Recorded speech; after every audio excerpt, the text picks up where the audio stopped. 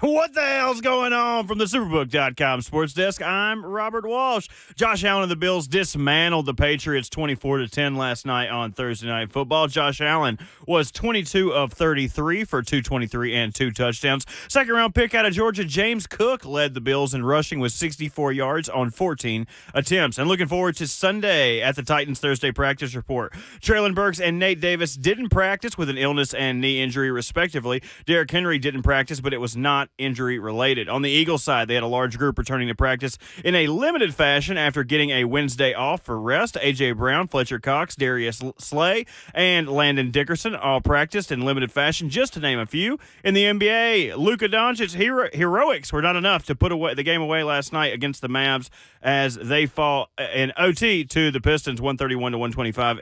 Bogdan Bogdanovic and Killian Hayes combined for 52 points for the Pistons' 6th win of the year. For all your foundation repair and waterproofing needs, visit USSTN.com. Breaking news at once on your home for the Titans and the Vols. This is 104.5 The Zone.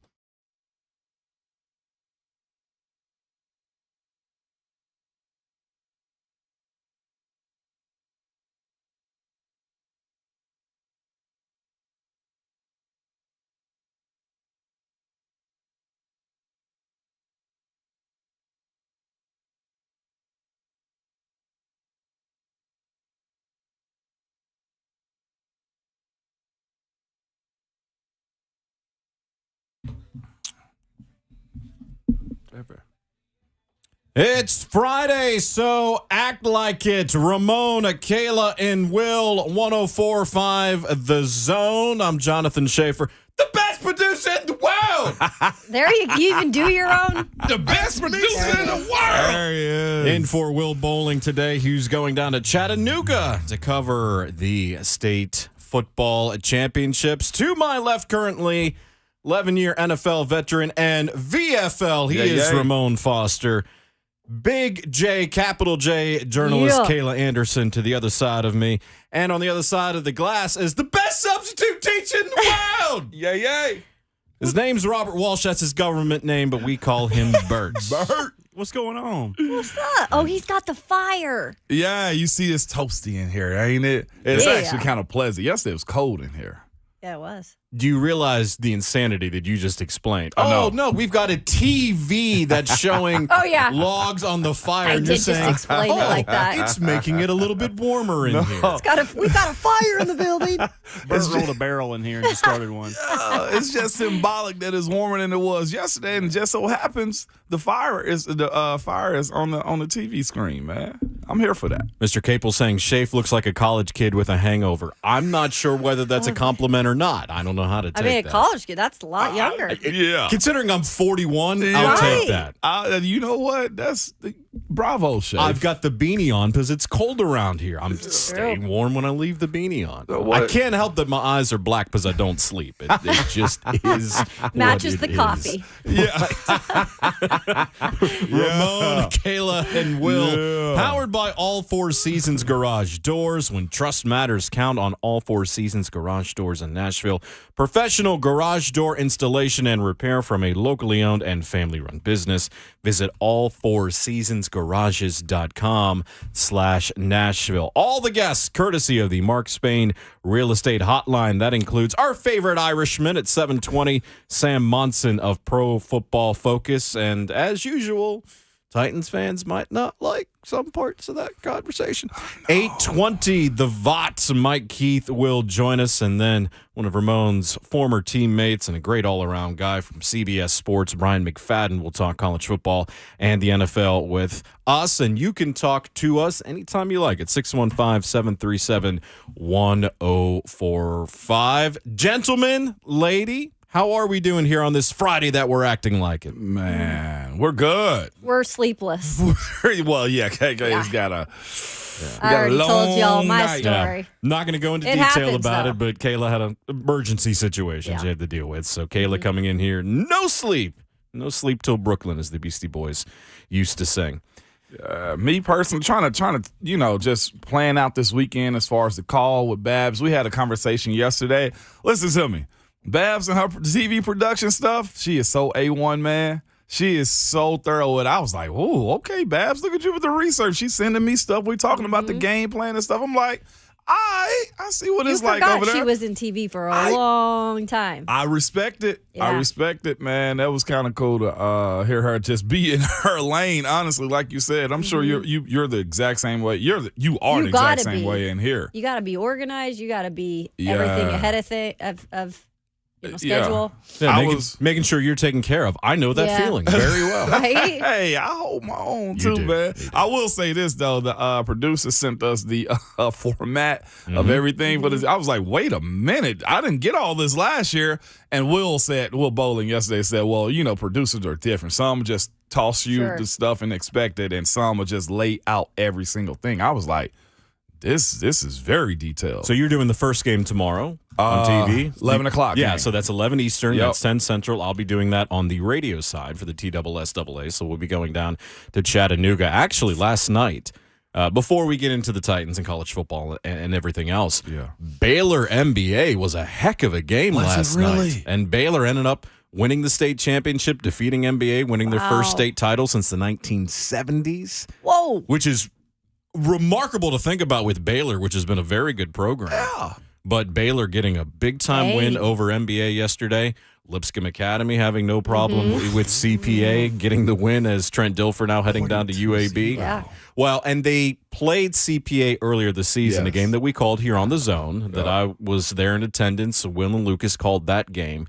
And aside from some big special teams plays for CPA in that game where they had 2 kickoff returns for touchdowns, Lipscomb Academy really owned that one in the second half. So not shocked that they won yesterday. Yeah. Not really surprised that it was even that big of a score. But now Trent Dilfer will be leaving to go down to UAB. And also Friendship Christian getting the win yesterday and also a state champion. So congratulations to all those schools. Yes, Middle Tennessee very well represented in the Blue Cross Bowl this season. I am a little shocked by Baylor, though. You saying it's been their first one since the 70s? I think since the 70s. I want to go and double check that. I thought they said 76 because I couldn't believe it. You may be right. I couldn't believe it, but and if anybody in the chat knows that, please. VFL, Eric Westmoreland coaches on that staff of Baylor too. And all I've ever heard about Baylor for the last few years is that's the school. I know they got a real good baseball program. I understand they're like a boarding school almost in a sense where parents send their kids up to play at that school, man. I heard the campus is beautiful. It's beautiful. I've been down You've there. Been there? I called an Ensworth game down there. Yeah. Beautiful. Is it? Absolutely gorgeous. It's still just shocking though it's been that long. It's been that long. Yeah. Yeah, because McCauley been very good the past several years. And of course, NBA's right there. And Marcel Reed, that was his final game with NBA before going to college. So congratulations, just man. updating everybody on what's going on down in Chattanooga and with all the high school kids and the football teams and Middle Tennessee being well represented. Thursday night football last night, Bills 24, Patriots 10. Josh Allen doing Josh Allen things as he is known to do, looking healthier, Ramon, out on the field. And for the Bills, this is what's interesting as I open it up to both of you. This is what's interesting is that the Bills are 9-3, but because the expectations coming into the season were so high, and they were the favorite from so many, including myself, who picked them to win the Super Bowl, that they're 9-3, and it felt like it had been a bit of a disappointing year, whereas the only issue they really had was that they hadn't been playing well in division. Last night was their first divisional win, first AFC East win. That was against the Patriots, 24-10, 9-3 on the season. And my feeling is it's kind of similar to Kansas City last year, that at one point in that year, they looked lost. I remember we had Ian Eagle on the show, and he said, I don't know what's going on with this team. And then the Titans went and blasted them. And then Kansas City didn't lose again into the AFC Championship game. I'm kind of getting the feeling that's the same case with Buffalo, that they just hit a tough stretch here. You grind through it, Ramon. You know what it's like. You grind through it. You work through it. Here they are 9-3, and they're in really good shape. And you know what? That's so interesting, too, when it comes down to discussing what the Bills are.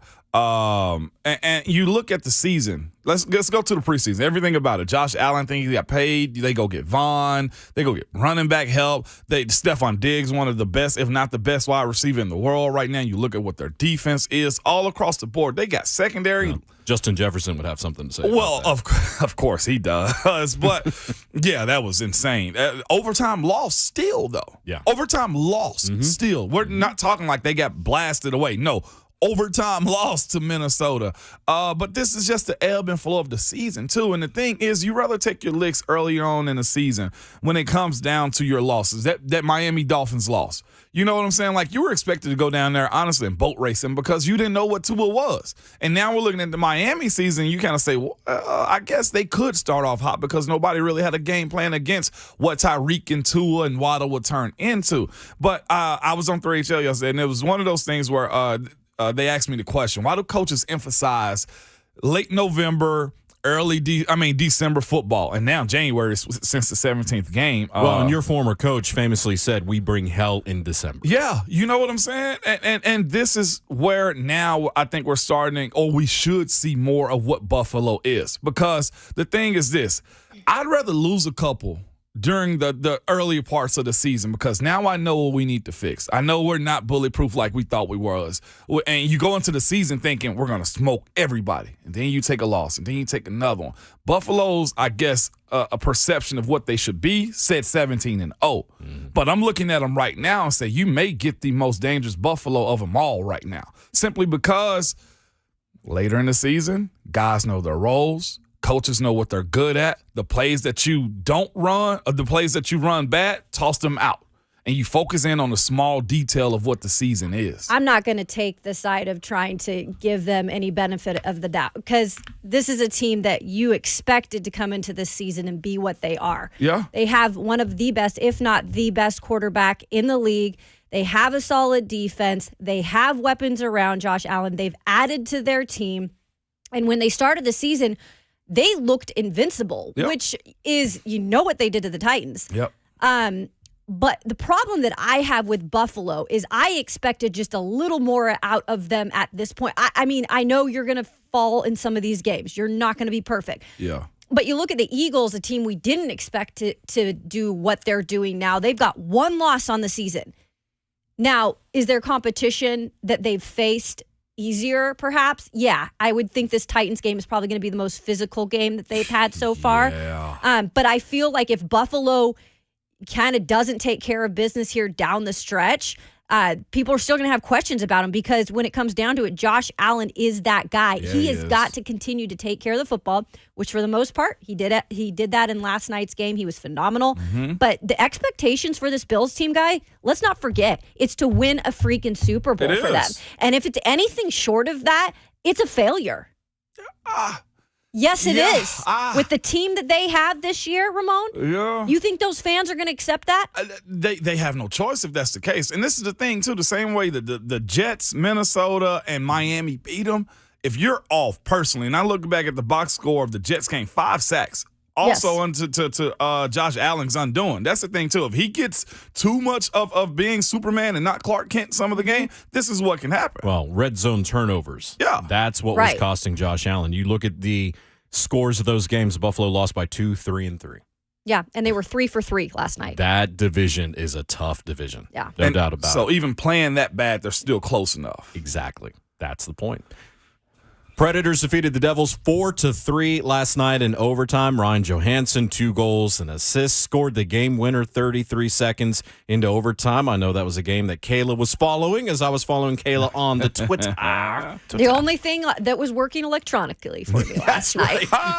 Thank goodness for my computer and the Bally app. But that's a really nice win for the Preds against a team that had only lost 4 games in terms of regulation losses, 4 games all season. And at some point you were thinking, oh my gosh, this is not good because the Preds scored the first 2 goals in the game in the first. And then the Devils came out in the second doing devil things. And I'm serious. 1, 2, 3, boom, and then 2 power play goals. Yeah. And I'm going, this is not looking good. And give credit to the Preds because they came back when it mattered with 8 seconds left. And then an overtime goal. And then 33 seconds into overtime to get the game winner. And also congratulations to Belmont, 76-64 win over Valparaiso, their first Missouri Valley Conference game, and they win in their debut in the conference. Up next, we recap the Titans injury report from Thursday. Also, the latest edition of Q's and K's. Kayla Anderson, Ramon Foster. I'm Jonathan Schaefer. Burt behind the glass, Ramon, Kayla, and Will. 104.5 The Zone.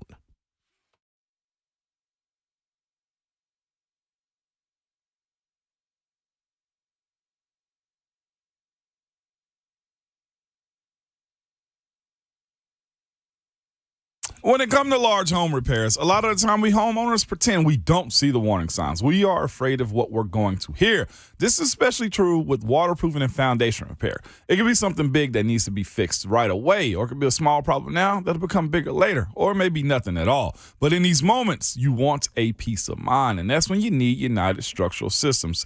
With USS, you get problem solvers, experts to educate you and help you understand what's happening with your home.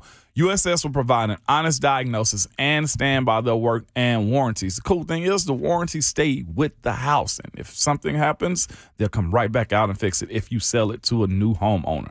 But when it comes to something as important as your home, USS is a company who cares and the company you can trust. USS serving Middle Tennessee, Southern Kentucky, and Northern Alabama. You find them online at USSTN.com or call 615-227-2275. We guarantee our best. Call USS.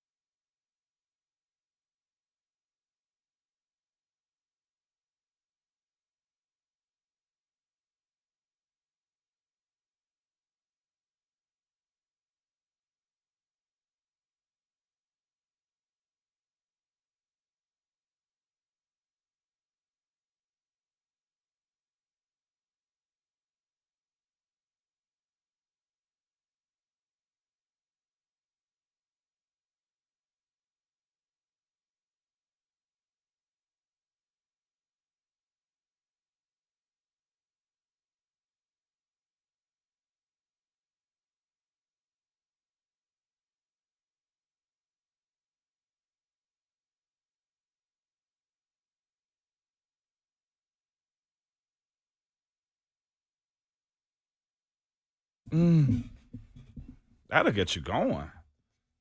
It's Friday. Act like it. The party has started. The party that is Ramon, Kayla, and Will here on 104.5 The Zone, powered by all Four Seasons Garage Doors. Jonathan Schaefer in for Will Bowling with the aforementioned Ramon Foster and Kayla Anderson.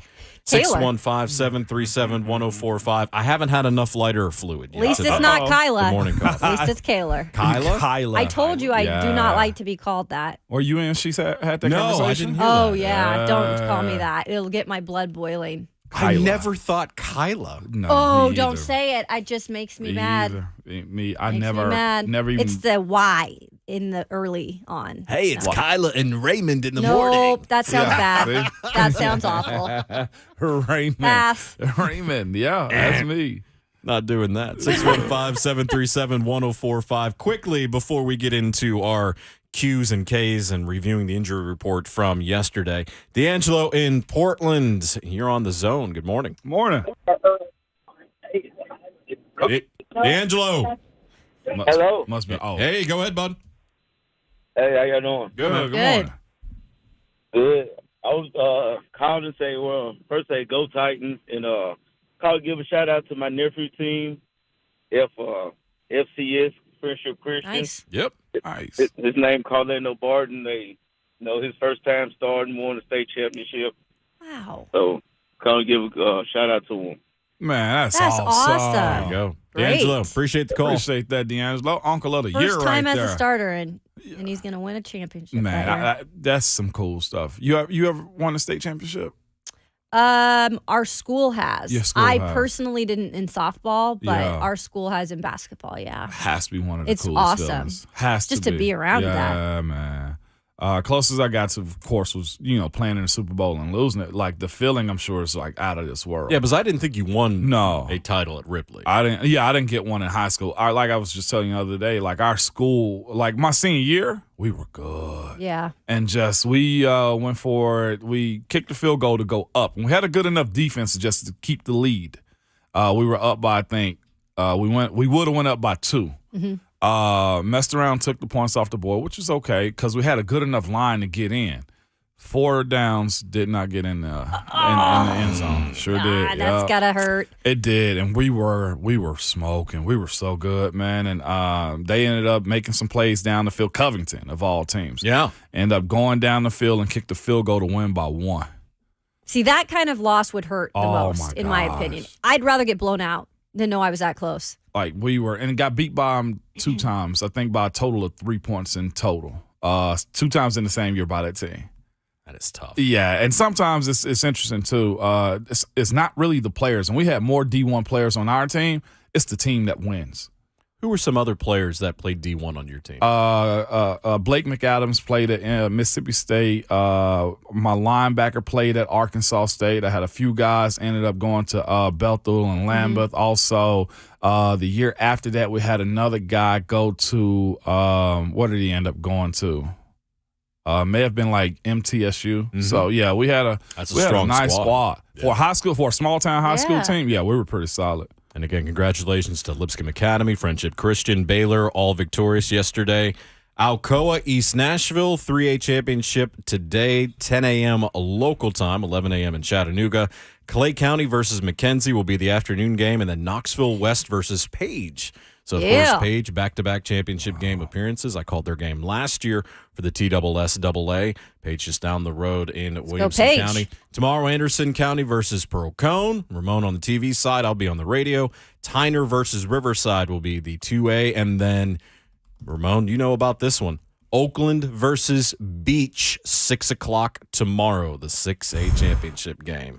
And that has a chance to be a heavyweight fight. 615-737-1045. Injury report from yesterday. Kayla Autry still did not practice due to the knee. Elijah Molden with a groin injury, and Jeffrey Simmons out with the ankle, although we are of the belief that, yes, he's dealing with that ankle, but that he should play. Cody Hollister was limited Wednesday, didn't practice yesterday.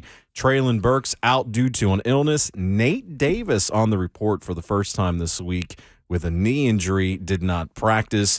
Derek, not injury related, just getting rest on his body. But a couple things to talk about there. Elijah Molden with that groin injury, that's just going to has hampered and will hamper him all season long. It stinks. I first and foremost personally root for him. He's a Washington guy. Yeah. He went to Washington, though. That's the part I don't like about it. No, but I actually talked to him on Wednesday. I just went up and I could see that he wasn't going to practice. And I just said, hey, man, what's going on? And he goes, I'm working through some things again. And you hate to see it because we had the discussion about the groin and kind of we thought it was a scare. Yeah, a scare of the pop. Yeah, and he did play this past weekend a little bit. But like Shafe was saying, some of those injuries with the groin especially, I mean, it could take a while. Mm-hmm. And you know what's so interesting, too, about like the groin injury? It's you can walk fine, you can lightly jog fine, but if you make it like a quick outward move, like it's an acute pain. You know what I'm saying? That really like sting and pinches. There's no other way around it. And the way he play and how he's built too. Yep. Like his muscle fibers seem like if it's a growing issue, then it's probably like intense. And you just got to kind of tip your hat because he probably was dealing with it a little bit last week too. I think so. Danico Autry out with the knee injury. We saw the void created by him being out last week against Cincinnati. That's the thing that we're just going to have to continue to monitor, too, because I don't think Danico's coming back anytime soon. Like, I think it might be a few weeks. For real. Maybe a couple weeks. Yeah. But having the good part of that is it looks like Bud is back. He's been healthy in practices. Yeah. But Big Jeff, as much as it sounds crazy, he's got to almost step it up to another level. Yeah. And that's tough on an ankle that is not 100%. And he's been clear about that. He hasn't been practicing for that reason. Yeah. But it's another time for these guys to have to step up. It does not matter who goes down. Danico, though, I will say this again, could be the most, I guess, beneficial free agent signing when it's all said and done because of what we've seen him do. That's the one that bothers me the most, I think. It bothers me the most. You know what I'm saying? Yeah. Especially looking at this stretch of games you got to play to. It's this week. Okay, well, you missed last week. You got this week also. And then Jacksonville is going to be a physical outfit. We can't overlook that one and say this ain't going to be good, right, y'all? Like, and then if, let's say he comes back, the Chargers game, they have a physical offensive line, too, and a style of play that suggests, look, they're going to try to get after it. So, I'm looking at Danico's injuries like, man, I want get healthy. Yeah. Because this stretch, you really got to close it out when it really breaks down to how this Titans defense got to thrive. And if you don't have Danico, the other side of this is teams going to get more at Big Jeff. Yeah. You know, like they already did. You see? But even more so. And like Tier's, he's not a 3-4 down guy. He can be, but the longevity of his play suggests that, you know, he's a first, second down guy, maybe a third down guy in series. I will say this about Tier, though. What I love about this game specifically, that is a straight up Philly guy from Philly, grew up being an Eagles fan. He's stoked to go back. You could just kind of see it when I talked to him earlier this week in the locker room. Like, he's taking this as a very, very serious business trip. And so hopefully you got guys like that will step up to the plate even more. Oh, man. Little concern about Nate Davis being out with the knee yesterday. We'd not seen any issue with that on Wednesday on the report yesterday. And look, Ben Jones on track to come back to be the starting center, which would move Aaron Brewer back to left guard. If Nate Davis for some reason can't go, that's a problem. I believe it is too. And I don't know what happened. Did it happen in practice? It kind of had to have.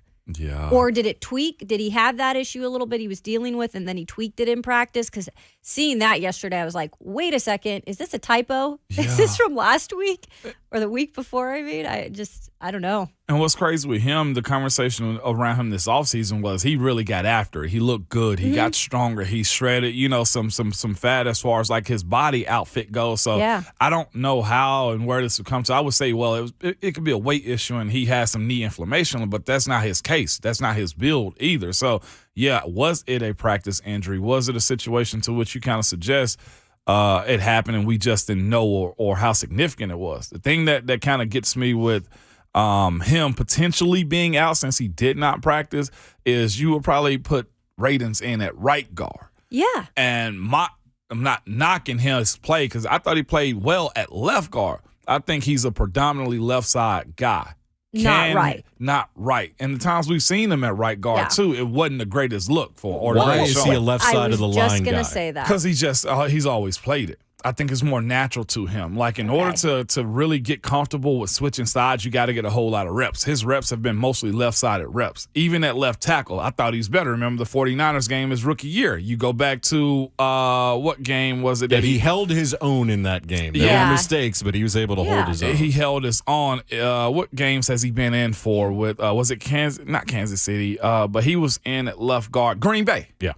I thought he played well. He had a couple of fall downs, but in general, he had a solid game in the sense of play in the Green Bay game as far as dealing ratings. Well, why? He correlates him to playing on the left side more. I just think his body is in a sense used to playing on the left side as far as his strong side. Like, I got stronger on my left side doing stuff than I did on my right side because my body had adjusted to it. And I'm right-handed. Yeah. You know what I'm saying? So that could be a little bit of an issue. And considering you got a super young guy on the other side, too. Sure. And petite. Ramon, when you're at this point of the year, because they've got about a third-ish of the season to go in the regular season, even if you're not quote-unquote injured, how do you manage your body? How do you manage the injuries? How do you get it across the finish line for the rest of the season? Knowing how to practice. Like, that's going to be the biggest point of it all for this team to kind of learn because they're relatively young in some spots.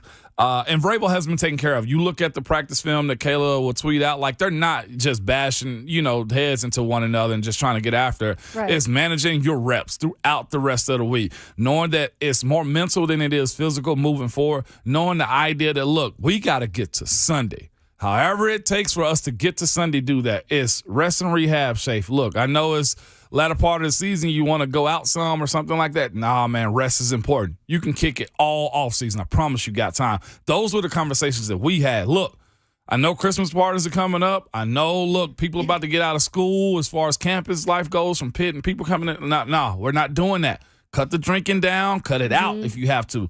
We cannot take away from this team. Those are the conversations that have to be had. And I'm not saying that, that's what they're doing, but they're grown men. They're adults, right? Nope. Stand up on rest is key for this time of the year. And that's what you got to kind of say because everybody is fragile as far as teams goes. You know what I'm saying? Like Buffalo's had issues. Every single team in this league has had issues with injuries and staying healthy. It's a matter of who can last through the finish line. Well, Philadelphia's even dealing with that. Basically, half their team was limited participants yesterday. See what I'm yeah. saying? You got to start managing it. And that's what Vrabel, the great part about Mike Vrabel being a player not too long ago is he gets it.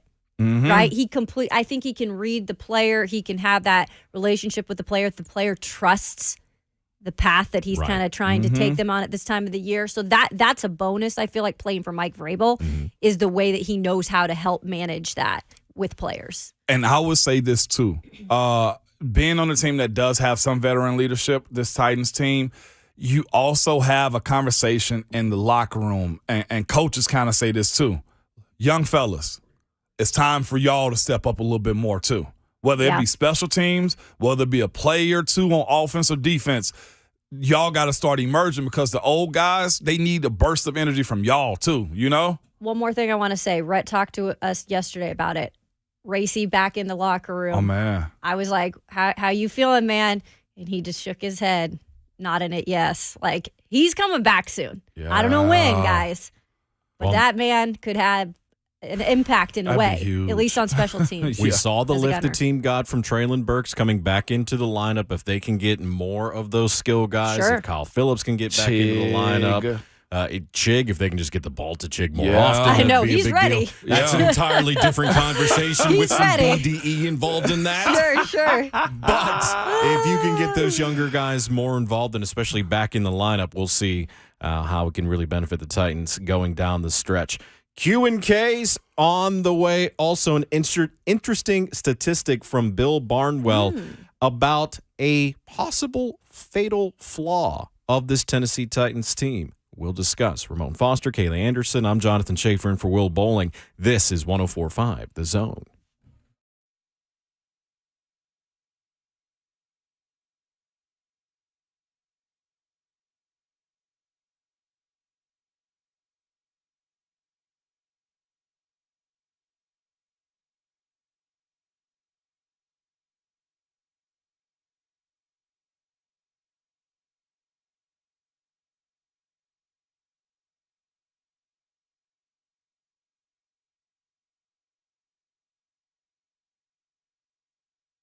Hey, it's Will Bowling here for my friends at Lee Company, and you hear me talk all the time about all the services that they provide, and they're going to help out with your plumbing as well. They've got a great deal for you right now, $750 off a tankless water heater with a purchase of a recirculation system.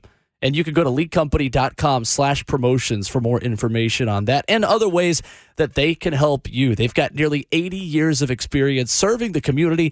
They've been trusted since 1944. And with over 950 vehicles in their fleet, open 24/7, they are ready to help you at a moment's notice. So get $750 off a tankless water heater with a purchase of a recirculation system. Their phone number, easy to remember, 615-567-1000, online at leaguecompany.com. League Company, all you need.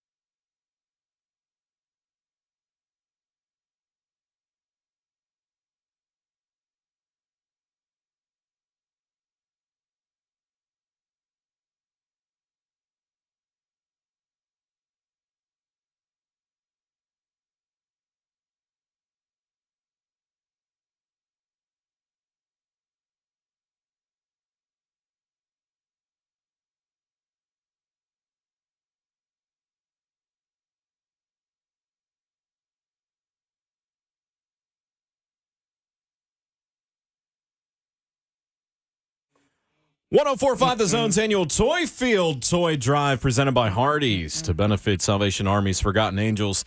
That's coming up Tuesday. While you're out doing your holiday shopping, remember those in need this holiday season. Pick up a gift or toy and drop it off at select Hardee's locations throughout Middle Tennessee. Find out the nearest location to you at 1045thezone.com. If you can't hit up a Hardee's, of course, drop your toy off.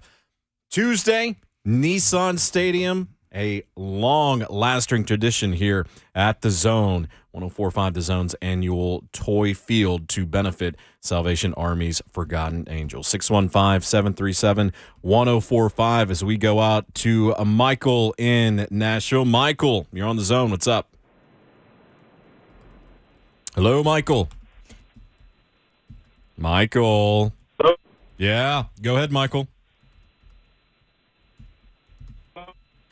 Michael's cell phone is not doing well. Have you ever Freaking hit that one bad spot though, and you know exactly where it is? And Yep. I'm on the phone. I'm like, it's gonna go out. It's gonna go out. Yep. I've had numerous conversations like that. Like, hey, my phone might go out. I'll call But can you? I do that every time my mom calls. I'm always like, "Oh, I might lose you here. Oh, there's a cop behind me. Hold on, mom, I gotta hang up. Oh, sorry." Is that your mom saying that to you, or you saying that to her? That is me trying to get off the phone with my very Why are you mom. such a disappointment, Bert?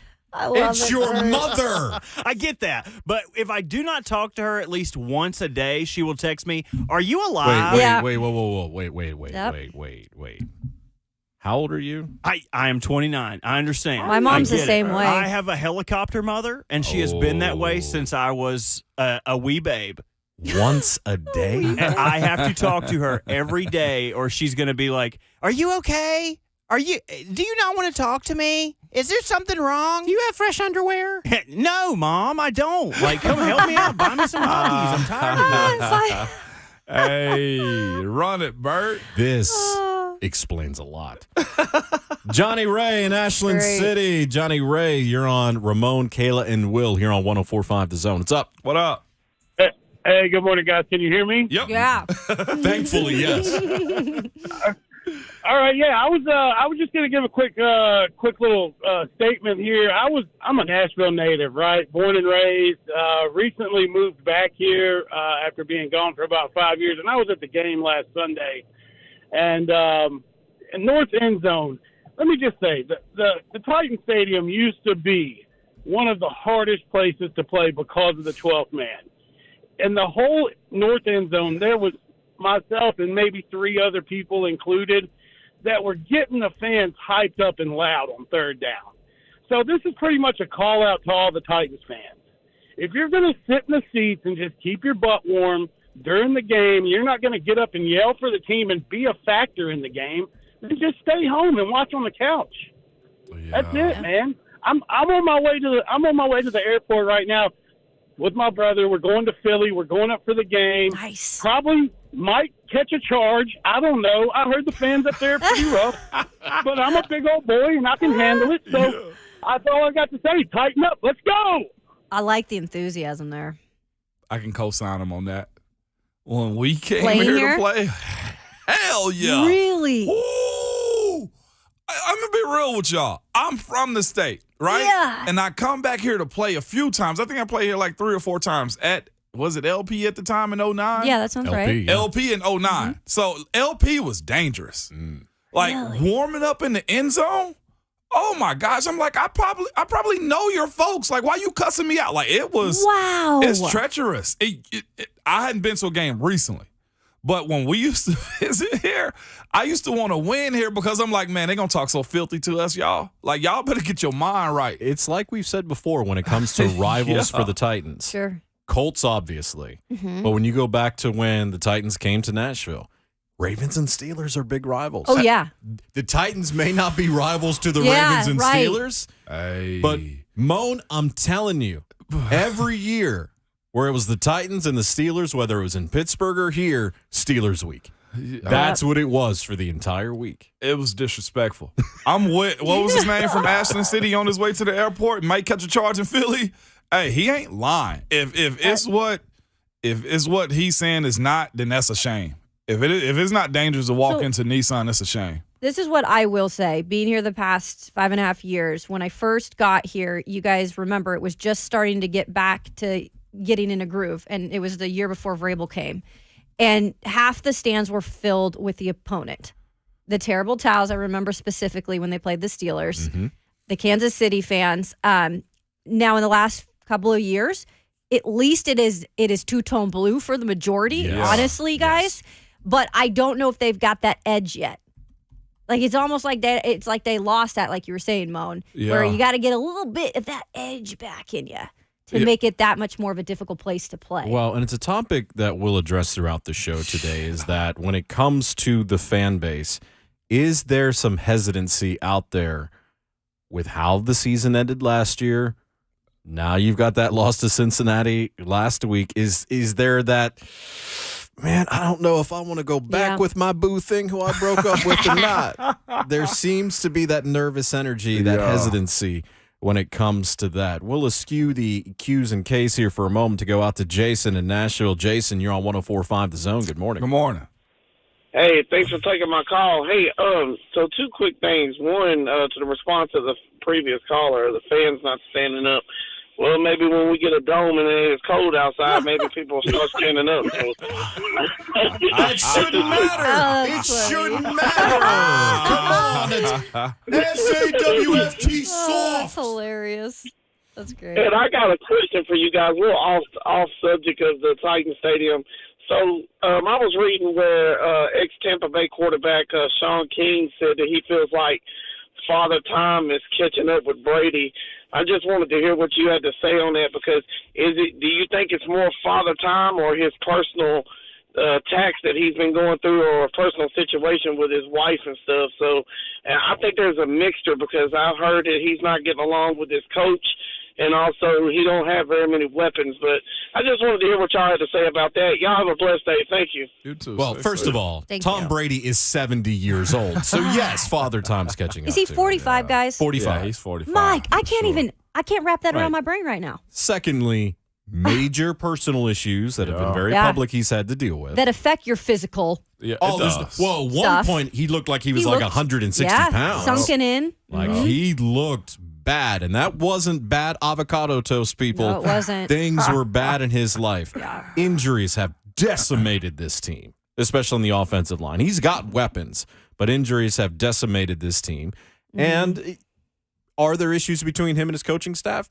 Maybe a little. So I think the answer to all of those things about Tom Brady is yes. Yeah, and there's some part of all of those that got them to right now. And this is why, real quick, too, this is why coaches this time of the year tell guys, December 1st, hey, get all your family stuff lined up. Okay. Christmas, get it out the way. Holiday stuff, get it out the way. Book the flights for your parents, for your kids if they're in different states. Get all of that out of the way, because to that point about family stuff, though, it can affect, I'm sure, a divorce publicly like that. Like, I'm sure. Well, the most public of divorces. Yeah.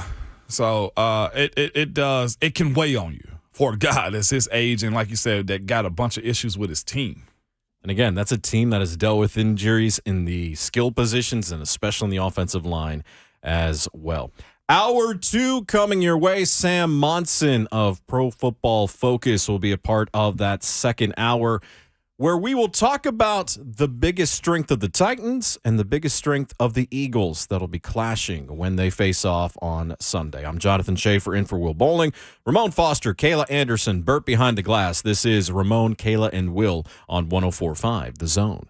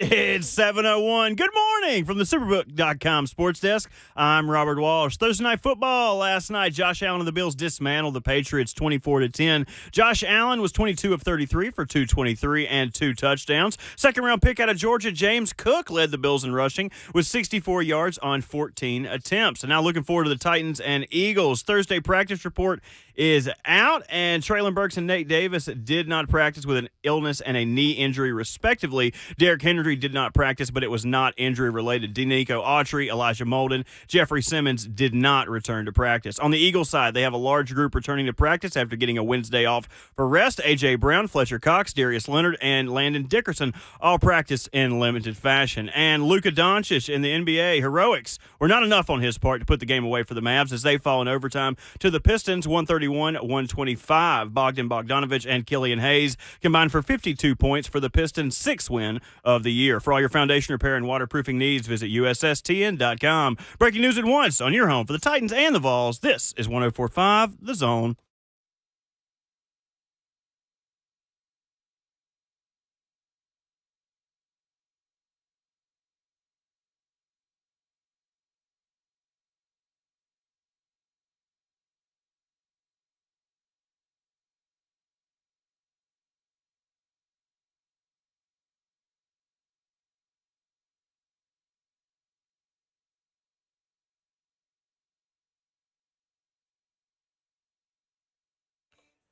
Second quarter of Ramon, Kayla, and Will on 104.5 The Zone. Jonathan Schaefer in for Will Bowling, who's heading down to Chattanooga to cover the Blue Cross Bowl today. To my left, the esteemed gentleman who played 11 years in the NFL despite not being drafted.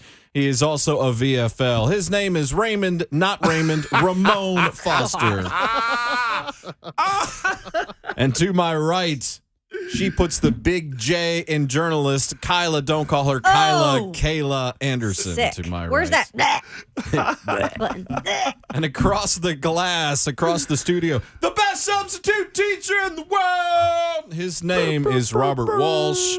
We affectionately call him Bert here on the show. As it was said in the chat, Bert may sound like a redneck, but he's sophisticated.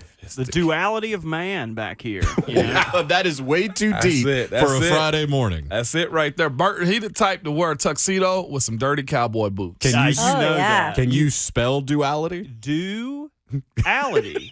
Yeah. Can I get the origin? Yeah. Duality? Yes, sir. Duality. Yay! That's it. Look at Oh, you. the- Give yourself the air Yes, horn for that sir. one. If Yeah. I could find it. Oh, there it is. Yeah. Love that. That's what she said. It's Friday, so act like it, and we're acting like it here on The Zone.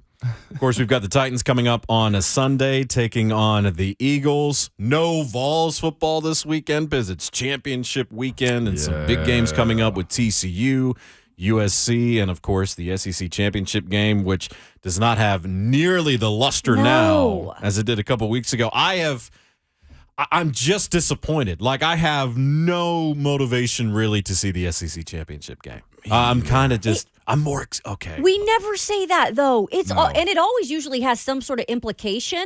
Even when LSU was in it, I felt like they didn't have a great chance of getting in no matter what. Even if they won that game, I think there still would have been I'm some more issues. excited to see Team USA tomorrow than I am watching the SEC championship. To be I'm real. gonna just, can I I'm- go back I'm at y'all actually real with quick? you. See, this is the problem though. If it's Okay. not Bama, then it don't matter, it seems like, for the most part. What if there are implications? But though? see, this is, and I'm not mad about it too. I'm just Yeah. explaining, like, even like the CFP stuff and just everything surrounding polling and rankings and respect, and the fact that Ohio State can bump somebody out of a bowl because they say no, we just don't want to.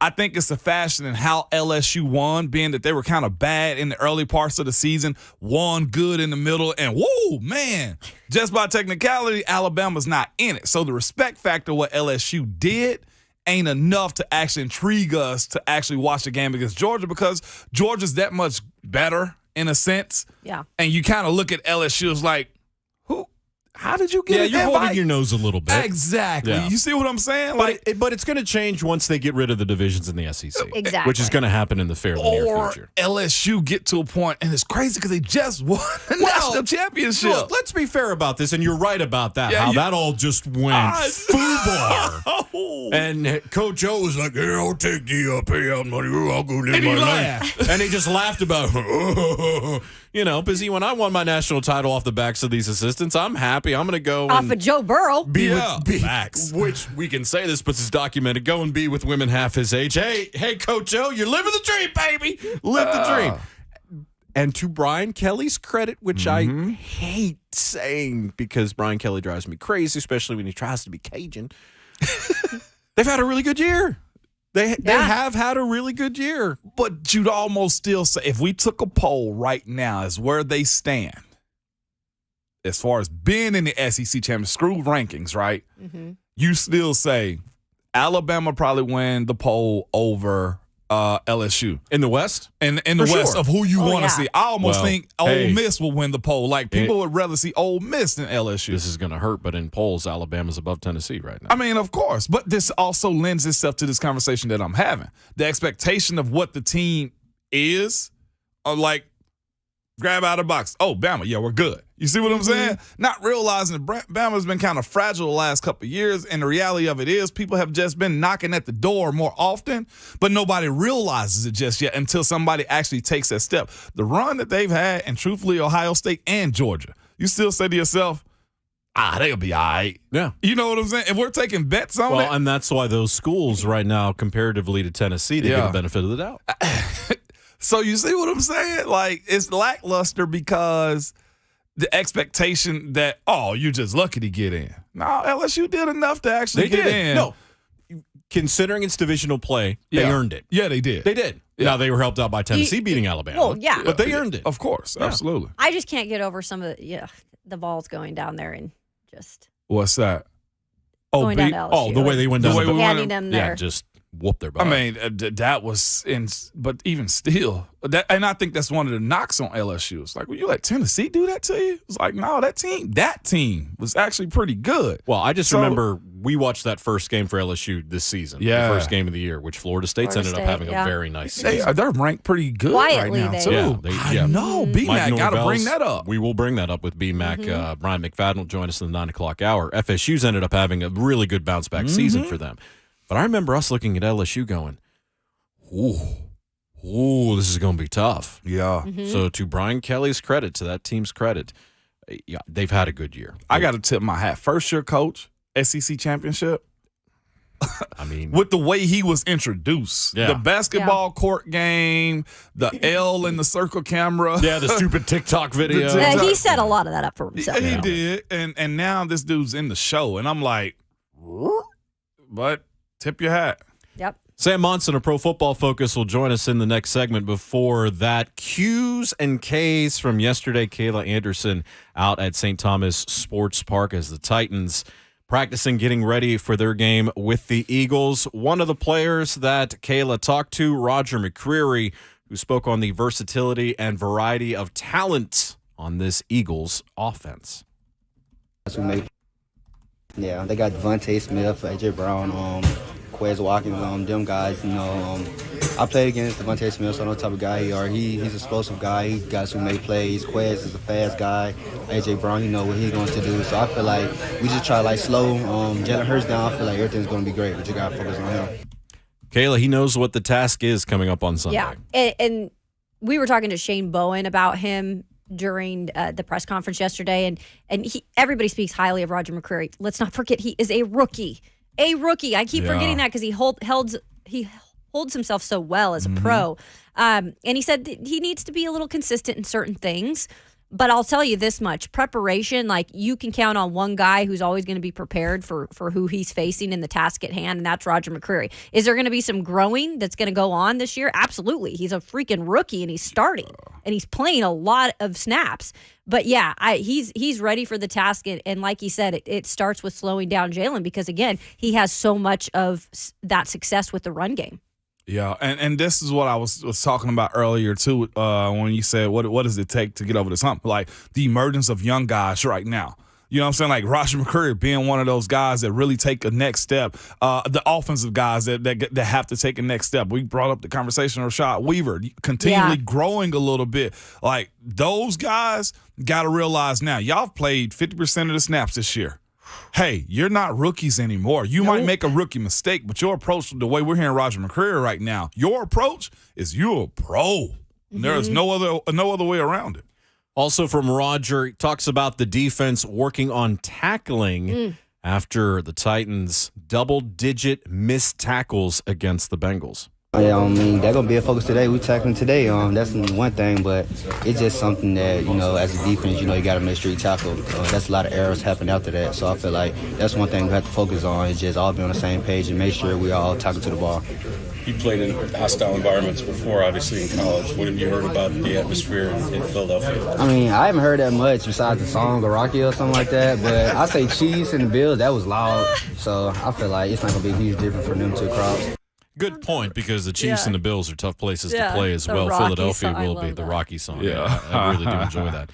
But Kayla, that's what was really disturbing against Cincinnati was just the sheer amount of missed tackles against the Bengals, because the Titans hadn't been doing that all season. That was a season high. Shane Bowen emphasized that yesterday, and something you absolutely cannot afford to do against this Philadelphia Eagles team, who we heard, I think Coach Mack or Rhett say, very physical running to not just a team that can rush the ball, but is physical in it. So wrapping up your guy at the point of attack, huge. They cannot afford to have that type of a tackling day. No, they cannot. It's got to be gang tackling all the way through. Yep. Oh. And a man that will come back on Sunday, or is at least slated to come back on Sunday after being out with an injury for the past few weeks, Randy Bullock, trying to work his way back onto the squad and be ready against the Eagles. Obviously I'm hoping that I can get it behind me and move forward. It'll just kind of depend. Obviously it's cooling off and getting a little cooler, so that kind of makes it tougher with some of the soft tissue issues. I think that was kind of how it all happened to begin with, but hopefully we can move forward. Are you kicking that stadium before? Anything unique about the winds there, or just what you have to deal with? Yeah, I mean, it's just one of those places where it can get pretty breezy. Just kind of depends seasonally when you play there. You can kind of get lucky at times with some fronts, or it can kind of be pretty unlucky for you. So, we'll watch the weather throughout the course of the week and go from there. But I have played there once.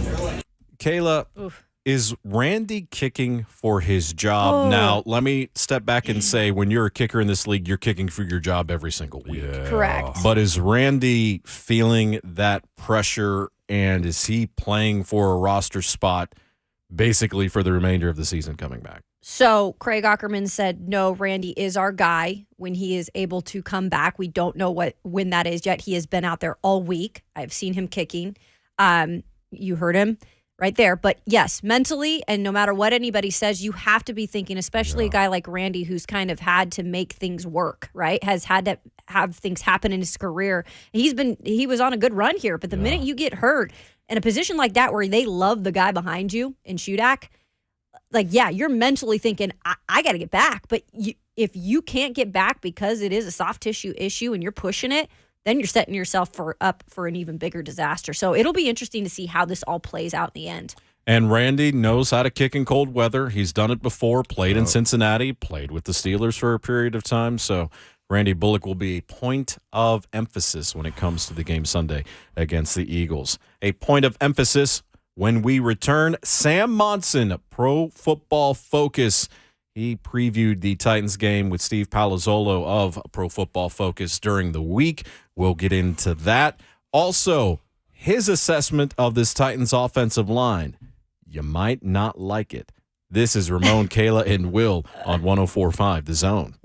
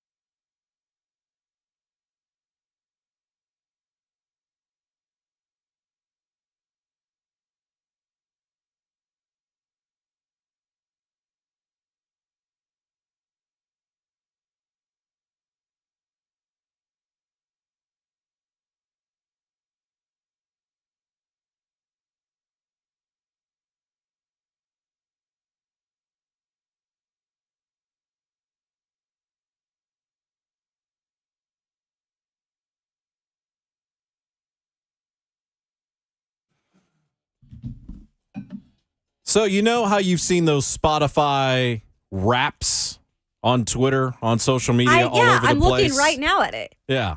This is from Sam Monson's Spotify rap. Yes. So that's why we're coming back with this. Ramon, Kayla, and Will, 104.5 The Zone. Jonathan Schaefer in for Will Bowling. Ramon Foster, Kayla Anderson, Robert Walsh behind the glass from Magic Mac 4XL. That's what I love about Bert. He's as country as an outhouse just like me. Don't let that twang fool you. We can be sophisticated. That's great. Sure. I know where the forks go. I know what side forks go on. Do you know what a salad fork is, though? Overrated. Thank you. Right? By the way, you're right. Overrated. Overrated. Just give me the fork. I don't care. I got one fork in my house, pretty much. I like those little seafood forks, the tiny ones. It makes me feel way better about my the pork. pickle forks are the Those are best. good. I Those love are good for crab legs. the cocktail forks, too. 100%. Best. I always use them when they're on the table, too. We go from Robert with an accent to Sam Monson, who has a very Irish accent. From Pro Football Focus, our friend Sam Monson on the show. Sam, good morning. Morning. Hello, Sam. Hello. Hey, how are you? Good.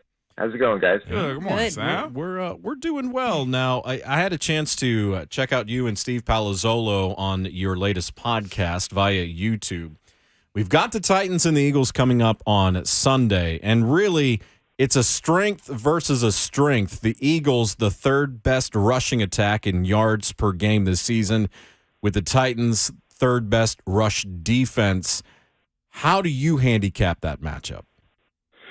Yeah, it is a fun one. The Eagles have had the number one offensive line in the NFL on our offensive line rankings since preseason. They came into the season with the best offensive line. They haven't shifted from that top spot all the way through the year. They can run block well. They can pass protect well. All 5 starters are grading above average. Those guys are really, really good. And you can see the effect it has on their run game. You can see the effect it has when they can pass the ball as well. They are so difficult to stop. And obviously, Jalen Hurts and the threat he brings as a rusher only enhances that. So I think that Philadelphia run game is really difficult to stop. We saw what it could do against a team like Green Bay, who, didn't necessarily make a ton of adjustments to try and stop it and couldn't come close through the entire game. So I think Tennessee is a much better run defense than Green Bay, but this is as difficult as it gets in terms of an assignment to try and slow down that run game. It's incredibly good. You said with Steve that the Titans' success with the running game is weird because the offensive line, according to PFF, ranking 31st, which is next to last. Does their success strictly come from Derrick Henry, or does it go deeper than that? I think there's a bit of scheme worked in there as well, but yeah, really at the moment it's Derrick Henry. The Titans have always been this team where they've had an offensive line that skews towards run blocking. It's always been a much better run blocking unit than it has in pass protection. I think, again, part of that is the way the offense functions. But when it's been cooking in the past, it's been a combination of that really good run blocking and then Derrick Henry adding value on the top of that. This year, it's really all Derrick Henry. I mean, the offensive line is bottom in the NFL in terms of yards before contact on average. They're averaging like 0.8, 0.9, something like that, the worst mark in the NFL. And then Derrick Henry is generating 85% of his yards after contact. The only running back in the league that's above 80%, it's just an unheard of number. Like normally, running backs don't get very far if they're getting hit almost immediately. And you saw that against Cincinnati, like how difficult it is to achieve if it's happening every single snap. It's so hard. And yet Derrick Henry this season, that's been kind of the story, is that he's getting hit almost immediately all the time and is somehow still able to put up these monster numbers. Sam, when it comes to known running teams, Philly is a known running team. The Titans is a known running team also. What lends itself to the success of it also? Because is it Jalen Hurts for the Eagles as opposed to, the Titans not having a running quarterback, or what? Yeah, I think there's a few things that can help you if, you want to run the ball. They know you want to run the ball, so how are things going to go down? Like generally speaking, run defense is kind of like a conscious choice because it's all just about numbers, right? The number of guys in the box, how you're going to line up, where you're going to deploy people. So you can usually clamp down against the run if you want to do it. Okay, obviously it opens up some other things, and it's at the expense of the pass game.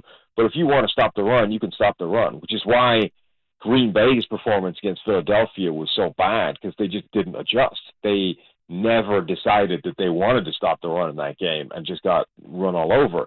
But if teams are going to try and stop you, then that's when things like Jalen Hurts, having a rushing quarterback that just changes things up front really helps, because you can add extra guys to the box count, you can change the math a little bit, but the quarterback changes it back in your favor again, because all of a sudden one quarterback keeper, there's a couple of extra things they got to think about, and that changes how everybody has to play their assignments up front as well. So that definitely gives teams like Philadelphia, Baltimore, even Buffalo, with Josh Allen, an advantage over teams that don't have that type of quarterback. Now, Tennessee, I think, could have that type of quarterback, but don't really use Tannehill in the design run game that much. And we've seen it when Malik Willis comes in, the offense changes a little bit, right? Because he's such a devastating run threat himself, and it changes the way teams have to play them. So I think they should tap into what Ryan Tannehill can do on the ground a little bit more, not expose him to the kind of hits that Josh Allen or Jalen Hurts takes, but tap into the fact that he is one of the more athletic and mobile quarterbacks in the league, and at least make him threaten defenses on the ground as well. And so as far as the way you guys grade and look at games too, like, it's known that Derek's going to get the ball, right? Whatever you're watching film with him. I just find it confusing that some teams can actually still push through that wall of churning out yards. But I look at last week, Cincinnati versus the Titans, and I kind of say to myself, dang, they did everything possible to stop them, and they did as far as controlling the run game. What has been the separator? What I'm asking is it the pedigree of play? Is it the scheme that you guys notice, or is it just simply some are better at it than others, period? Yeah, I mean, I think Cincinnati has a good defense, so that definitely helps. You saw the kind of impact that guys like DJ Reader can have up front when he just starts winning and squeezing and, stacking up the line of scrimmage. And I think as much as I was talking before about Derrick Henry doing crazy things after contact, I think he does need a little bit of room to get going. I forget what his numbers were against Cincinnati, but it was something like 20-something rushing yards, but 40 after contact. Like, he was getting hit on average behind the line of scrimmage by a reasonable amount. He needs just a little bit of room to get moving, to get up to speed, and then guys start bouncing off him. At that point, he can still gain yards after contact and get positive production, but he just needs a little bit of a gap to get moving. If you're going to be able to consistently make contact behind the line of scrimmage, that I think is how you're going to shut them down and make it a rough day. Sam Monson of Pro Football Focus joins us here on Ramon, Kayla, and Will. Sam, when you look at the Titans' defensive front, missing right now, clearly Harold Landry not playing this season because of that injury. It's been kind of in and out for Bud Dupree with that hip, but the biggest miss I think they're seeing right now is Danico Autry. And when you look at him statistically, he might not pop out, but without him up there, you're seeing a little bit of a difference. Yeah, definitely. He's been their best pass rusher, really, outside of Jeffrey Simmons, who hasn't really been himself since he's come back from that injury. I think he'll get there, obviously, but with Simmons a little bit down in the last couple of weeks, and then Danico Autry has led the team in pressures this season by a pretty healthy margin. He's their best graded edge rusher as well. Like, he's been one of the reasons that this team has been able to generate a lot of pressure, despite theoretically their top two pass rushers not really being the guys that are cooking, in Landry being out and Bud Dupree being in and out of the lineup. So yeah, Autry's a big loss, but then I think the other big loss is the Jeffrey Simmons from earlier in the season. Since he's come back from injury, they need that guy back 100%. So for the Eagles, they have taken over that top spot in terms of efficiency in the red zone at number one with 72.5%. The Titans offense actually owned that for a while this season, believe it or not. But the Titans defense down there has been pretty good as well. Like, what gives in this kind of situation? Yeah, the Titans have been fascinating because I think one of the reasons they're such a difficult team for everybody to work out every year is they seem to be consistently good at the things that generally aren't consistent, like red zone, performance, whether it's offense and defense. And they had the number one for ages this season, but they threw up a graphic a couple of weeks ago that they've been like top 5 for the last 4 or 5 years in offensive red zone performance. And that is usually not something that continues. Like that bounces around. It fluctuates. It's not stable year to year. So for Tennessee to consistently be good at that kind of thing, I think it speaks to the coaching. Like, I think this is one of the reasons that Mike Vrabel is a good head coach. It isn't just the things that people tend to point to, like his ability to motivate players or say the right thing at the right time. Like, they're also able to coach smart football and understand how things change when you get to the red zone and how defense and offenses have to adjust. And Tennessee has generally been really good at that. And again, it's sort of, you could see it when, when they pulled out the Derrick Henry jump pass. They understand how to kind of take advantage of what everybody else is expecting and do the opposite, to zig when everybody else is zagging. If they could just figure out how to incorporate some of that, between the 20s and get to the red zone more often, I think this would be a much better offense. Sam, how does PFF view Treylon Burks in his rookie year, especially considering that Treylon's raw numbers are nearly identical to A.J. Brown's year one production? Yeah, I think he's been pretty impressive so far this year. Obviously, he's had limited opportunities relative to some of these other guys because of injury and that kind of thing, but you can see the talent. Like, you can see what he's capable of doing, and even beyond grading or the raw stats or whatever, if you just turn on tape and start watching the all 22 view and see what he's doing, he's such a physical threat on every single play. He was such a weird player to evaluate because the first time you saw him, you're like, wow, this guy's a physical freak. He's terrifying. And everyone expected him to run a 4.3 at the combine, put up crazy numbers. And his combine numbers were okay, but they didn't blow anybody away. In fact, they were kind of disappointing, right? And yet then you sort of compared them to A.J. Brown. You're like, well, they're basically the same numbers as A.J. Brown. It's not like anybody was ever concerned by his speed and physicality on the field. And I think he's just one of those strange players where it looks faster on the field than it measures, and I think you're seeing that now, that he threatens people vertically. Like, he lines up, he's able to run off coverage and scare defenses. And then he has the physical size and threat that if you put the ball in the air, he can go get it, or if you get it into his hands, he can make things happen after the catch. So, yeah, it's a big ask to replace somebody like A.J. Brown, but I think Burks is on the right trajectory at least. Sam, Matt, how good is this Philadelphia defense, specifically the front seven as far as they go, considering the Titans have, some injury situations on the offensive line right now? What could be an issue for this team against this defense? Their biggest strength up front is depth. Like, they might not have a true superstar the way they've had in the past. They still have Fletcher Cox. They still have Brandon Graham, but they're not the players they used to be when they were at the peak of their powers, but they're still good. And when you look at sort of how they get pressured, they've got 6 guys that can get a decent amount of pressure, and they rotate through those guys, keep everybody fresh. You're always aware of the fact that front four is going to cause some problems. And then for the first time in a while, they've been able to pair it with better coverage on the back end. Like, they actually have a linebacker now in TJ Edwards who's playing really well. They've got arguably the best cornerback duo in the NFL in Slay and Bradbury on the back end. So this is just a really well-rounded defense right now. Sam, how has Nick Sirianni been able to unlock Jalen in this offense and produce such a prolific running game like they have right now?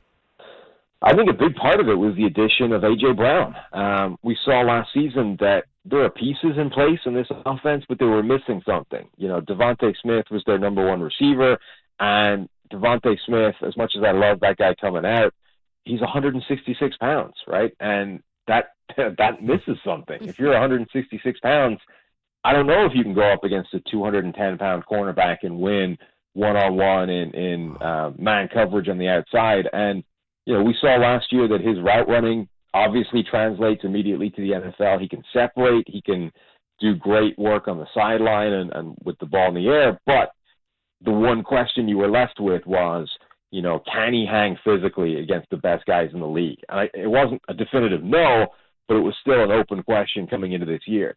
And rather than wait to find out, they went and got A.J. Brown and just said, forget about it. Now A.J. Brown is that. He's the guy that's going to physically dominate when we need it. Devontae Smith can concentrate on just being a really good route runner and separator and being a high-volume guy that way. And that's what makes them so difficult to stop. Then you've got the stuff we talked about with the run game, the offensive line, the way Jalen Hurts changes the math, and it brings everything together. Now, I think they're missing a lot with Dallas Goedert being down. Mm-hmm. I'm still not 100% sure if that offense functions the way it did earlier in the year, if they're forced to be a sort of pass-first offense, if a team can actually clamp down on the run and force them to the air. I think without Goddard, it misses a lot. But when all those guys are there, I think we're seeing that Hurts absolutely has the ability to pass the ball around and make plays. Sam, real quick, man, as far as Philly and A.J. Brown goes, the trade, the signing, everything, worth it to what he's been to their offense, you say? Yeah, absolutely. I think that was transformative to that offense, and wow. I don't think there was a better first-round pick spent in this draft than Philadelphia sending one to get A.J. Brown. Whew, that's big time right there, man. We had somebody on earlier, Aton, out of Philadelphia. Yeah, Aton Shander. And he said, man, we were shocked. As fans, I guess, in a sense, they were able to get A.J. Brown. And it was interesting because we here just looked at it like, okay, well, he's A.J., and there's always a conversation of his health and his knees. But clearly the national narrative of A.J. Brown is he's that dude.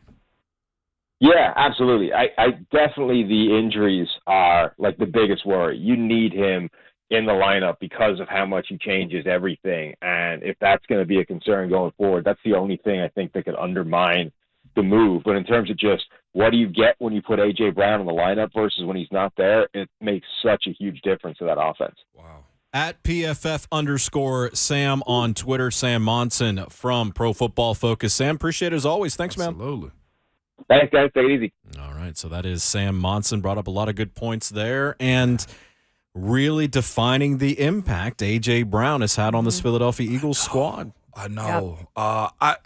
I felt like if you outside the market, you saw it. But here, we was just like, just keep him over. No. You do what you have to do to keep A.J. around. And now I think that's one of the more telling things, seeing how they enjoy him now. Yeah, well, you've always known with this franchise, at least as of late, John Robinson, if they find something where, they don't have to pay the money, and it seems to be at that wide receiver position specifically, and they can make do with the trade and get a guy like Treylon Burks and try to work him into that role, but it's not an instant impact, right? Like he was saying. Right. He knows, like Sam knows what that guy can do maybe in the future, Treylon Burks. But right now it's A.J. Brown who was able to be making an impact. The health is an issue, but right now it's clearly not an issue over there in Philly. Like he's doing what he needs to do. And just having him on the field, no matter if he has a ton of targets that day or not, he's going to be a difference maker. 615-737-1045 if you want to react to Sam Monson's comments. We will in more detail coming up. Ramon, Kayla, and Will. Myself, Jonathan Schaefer, in for Will Bowling here on 1045 The Zone.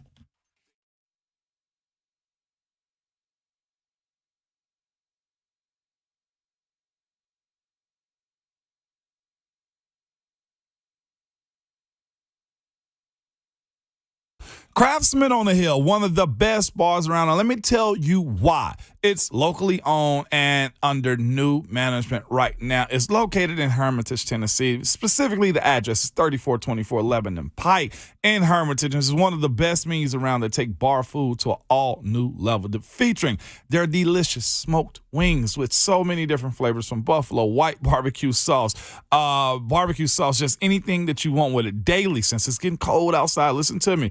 Go check out their smoked brisket chili. It's served every single day. Friday, they have catfish plates for you. And every single day of the week, they have a day for you. Trivia night, karaoke night, dart night, poker tournaments throughout the week. If you're feeling a little lucky, go ahead and place a bet and sit at a table. Plenty of TVs to watch your favorite sports or your favorite sports team. You can get everything you want to drink there. Your favorite beer, spirit. Plenty of nightly drink and food specials. Monday through Friday, Saturday, and Sunday. Craftsman on the Hill. Again, located 3424 Lebanon Pike in Hermitage, Tennessee.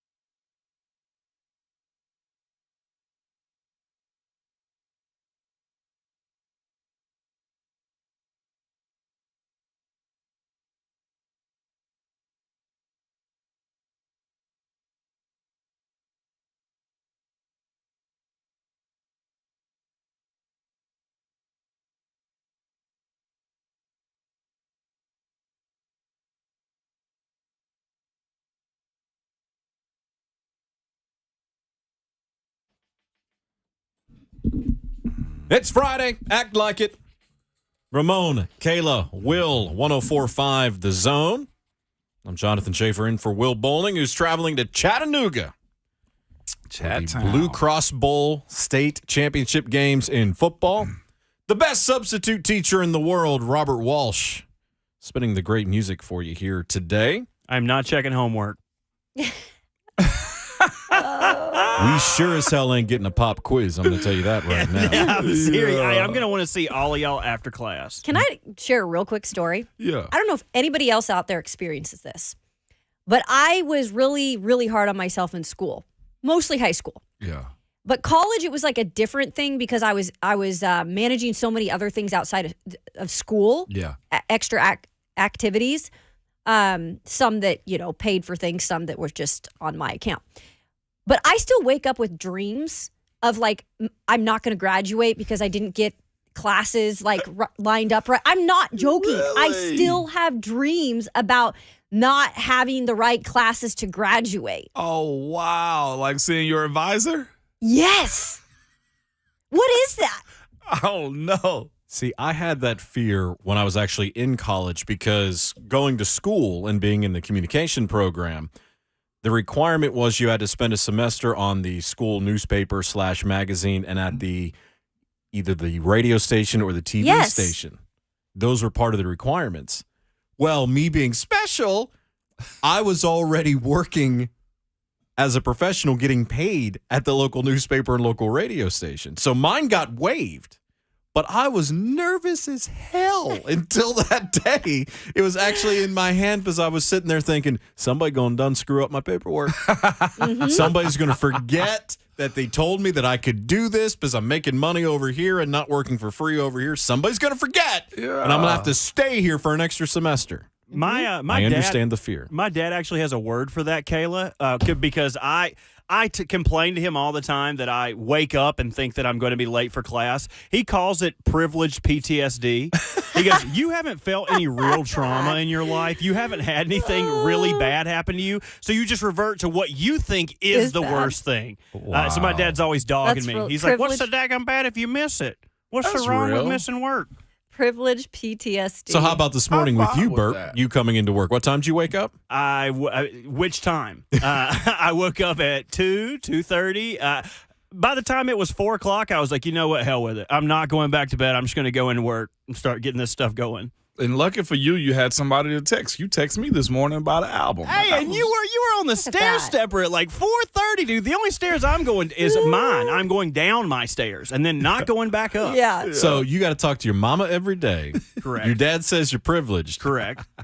Y'all might want to get together and work out a few Have a sessions when it kumbaya. comes to all I this, get it all from right? all ends, man. I get it from all ends. I mean, That's y'all, so funny. y'all might want to work.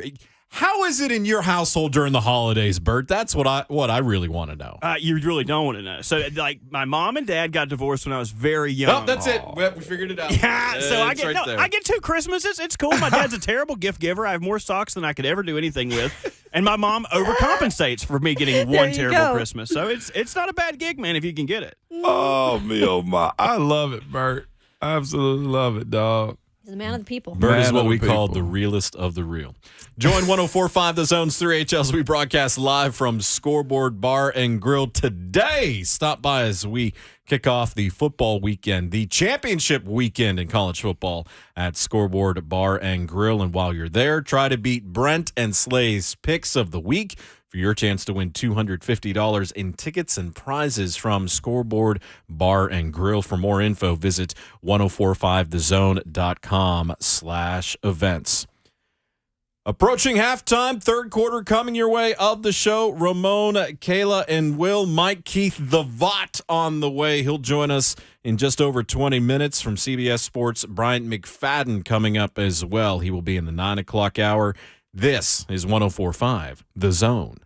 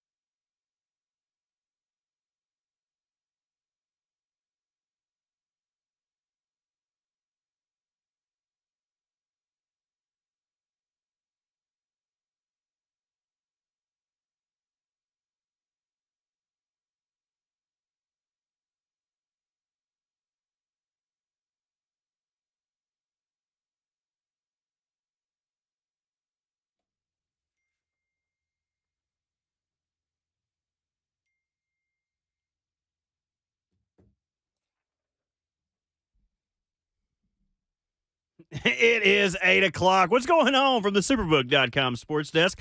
I'm Robert Walsh. Thursday night football last night. Josh Allen and the Bills dismantled the Patriots 24-10. Josh Allen went 22 of 33 for 223 yards and 2 touchdowns. Second round pick out of Georgia, James Cook, led the Bills in rushing with 64 yards on 14 attempts. Looking forward to Sunday for the Titans Thursday practice report. Traylon Burks and Nate Davis did not practice with an illness and a knee injury, respectively. Derrick Henry didn't practice, but it was not injury related. Danico Autry, Elijah Molden, and Jeffrey Simmons did not return to practice. On the Eagles side, they had a large group returning to practice after getting a Wednesday off for rest. A.J. Brown, Fletcher Cox, Darius Slay, and Landon Dickerson all practiced in limited fashion. In the NBA, Luka Doncic heroics were not enough to put the game away for the Mavs as they fall in overtime to the Pistons 131-125. Bogdan Bogdanovic and Killian Hayes combined for 52 points for the Pistons' 6th win of the year. For all your foundation repair and waterproofing needs, visit USSTN.com. Breaking news at once on your home for the Titans and the Vols. This is 104.5 The Zone.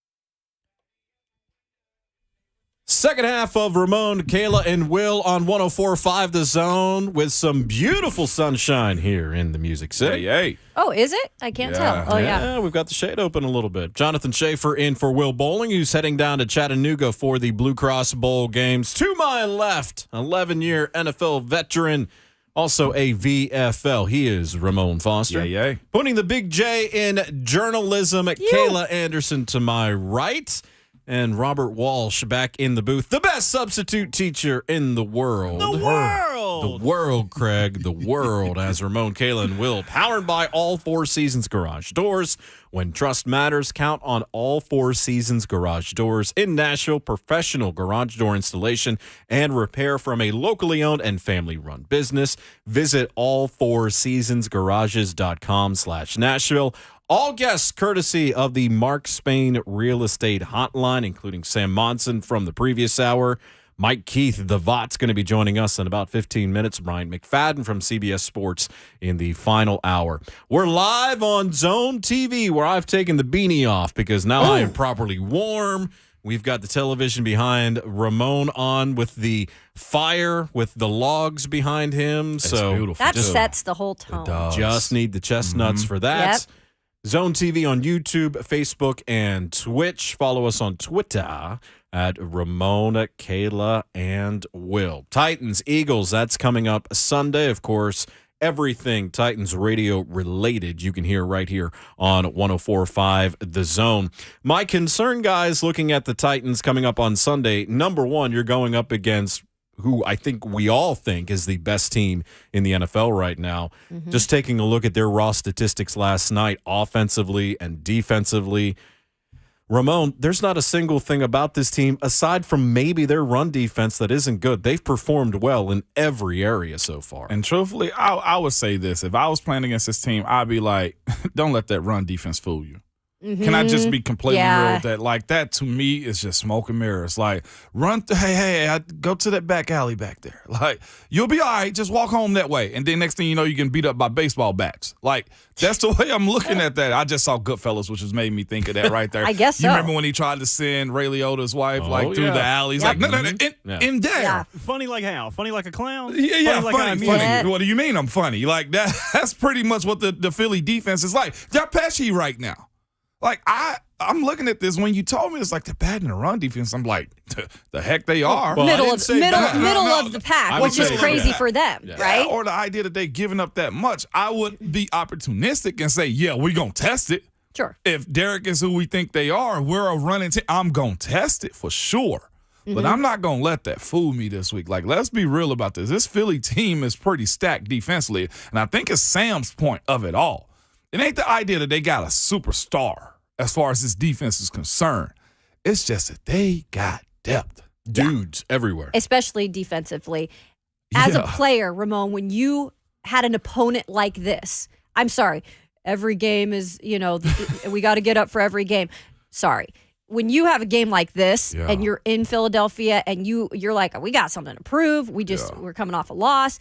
Like, how do you balance the kind of getting up too high, making sure that you're just going out there and executing? Like, is there any of that goes into games like this? It would be no nonsense. Like, yeah. So that's what it would be. Me, like when we played Philly, it was the same thing. Like, hey, get it together, y'all. Let's go. Like, we're going into that crowd that they understand how to be loud. They're a good team. We're not getting embarrassed today. And we actually did get embarrassed that day. There was nothing we could do to Philly. And what was this, maybe 2015, 16? They ran through us. But the Titans did get embarrassed this year, and that was by the Buffalo Bills, they had that all-player meeting. So you'd hope at least that does not happen again. But it is in the back of your mind, right? It is. And then it would be in a situation where it's like, I would get quiet. Like, okay, all hands on deck. Like, let's focus in on because you can't have a slip up in a game like this because it can get embarrassing. Like that will be my biggest thing. It's like, we ain't playing around this week, y'all. Let's go. But Kayla, the most important thing for the Titans going into this is the situational football, because that is what they have done under Mike Vrabel so well. They can continue to do well, except for last week against the Bengals. That wasn't the case, 0-for-3 in the red zone. But if they're performing well situationally, that's what's going to have them in the game. That's what always has them in the game. Yeah, and that's a great point, and that's what Mike Vrabel has done such a good job at in his time here at Tennessee, no matter what the challenge is, because most of the time we've seen them rise to the challenge and be able to do that. And situationally, like, you just have to be able to have it all there. It's got to be a solid performance on Sunday. There cannot be many mistakes, because you look at the Eagles, plus 13 turnover ratio. I've mentioned it several times on the show this week. They don't make many mistakes. They don't turn the ball over. So you have to be able to also remember, like, we got to take care of it while trying to have in your back of your mind, you got to also try to find a way to fluster these dudes. Fluster these feathers. Hey. There you go. Look at you. Hey now. Professional. Strength versus strength. The Eagles' third best rushing attack in the league, 162.5 yards per game. Titans' third best rush defense in the league, allowing only 84.5. They gave up a little over 100, I believe, to the Bengals last week. That's your ball game. It is. I mean, yes, of course, it'll be turnovers and mistakes and what have you that happens within the context of the game. But that is the meat and potatoes of this game. Which strength is going to win out for which team? And I'd say one more, too. And this is the part where I'm like, whoa, this is Ali and Holyfield in a sense. Like, this is Tyson and Holyfield. Like, this is a bloodbath. The physicality aspect of it. Yeah. My coach, who gonna blink first? Cut your eyelids off. Like that. That's where, like, don't blink. You know what I'm saying? Like, that's the mindset is. It's going to be physical. I can't wait to see this game. I'm just being real with you. I am too. I'm excited. If we're saying football, the people that say football's gotten soft, watch this one on Sunday, because the expectation of it is this is going to be a slugfest. And again, the Titans are not being disrespected by the national media as much as I thought they would at this point. Now, I'm not saying that they always get trashed, but they don't get a lot of love.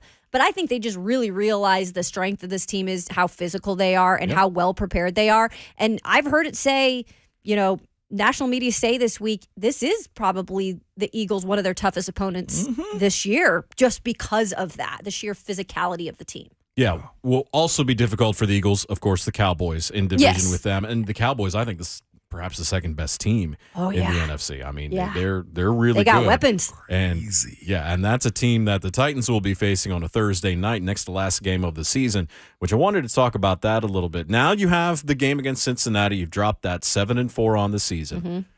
We're basically in a universal agreement that the Titans will win the AFC South. Just look at the numbers, unless something galactically goes wrong. What would that even have to look like? Could they lose to the Jags twice and then... I don't even know what it really looked like, because I think the Colts are just half a game above the Jags. Sure. Okay. So, I mean, I think you're looking at the Jags just as much as the Colts, because you have 2 more games against Jacksonville. Now, none of us think that's going to happen. No, I'm not saying that. But the remainder of the schedule, as we've got a third-ish of the season remaining, at Philadelphia, home against Jacksonville, at the Chargers, which is a home game for everybody but the Chargers. Yeah. Home against Houston. Boy, that Dallas game on a Thursday night at home, and that's going to be after Christmas, the Thursday after Christmas. That place will be rocking. And then at the Jags. It's not an easy run-up. It's not. Going into the playoffs, it's not an easy run-up with Eagles, Chargers, Cowboys in there. You're playing a Jags team, and look, Ramon's gotten panned on the show a little bit about it, and I did too, because I thought the Jags early in the season looked good. I'm not going to tout them to be like, oh, they're amazing. No. But they're a team that you have seen gradually get better. They just need to figure out how to win those 3, 4, 7-point games. They did that last week against Baltimore, though a few teams have done it this year against Baltimore in the fourth quarter. That's a Jags team that is an upcoming team. They're not going to be a pushover. I can't remember who said it on the team, but after their win against Baltimore, one of the players for the Jags was doing an interview, and he pretty much said, Trevor Lawrence is starting to play some really good football. Yes, he is. Watch out. He said, unfortunately, he wasn't able to do any of that under Urban Meyer. There's another player who's saying just how bad the culture was that Trevor Lawrence couldn't even get into. He goes, I don't even want to count that as his rookie year because that's how bad it was down here. That Trevor was just couldn't even do what he needed to do. So Trevor is continuing to heat up, and the Titans are going to hit them at a time where I think things are starting to come together for them. Not saying that they're going to beat the Titans, but it's not like they're playing them in the beginning of the year. Well, and that's a situation where if you get them at home, you're probably going to be in good shape to where that last week you can rest some guys. You're going to have plenty of guys that are going to be banged up. You have guys that are already banged up. You'll be able to rest a few guys in that game once you get to that point. But this Philadelphia game, you want to talk about a measuring stick. It was against Cincinnati last week. Buffalo earlier this season, that game just got out of hand. And it was the second game of the season, so you always want to have a little bit of grace when it comes to that. I'm really interested to see how it'll turn out this Sunday with the Eagles. The man calling the game for Titans Radio, and you'll be able to hear him on 104.5 The Zone on Sunday. The VOT, Mike Keith. He is next on Ramon, Kayla, and Will on 104.5 The Zone.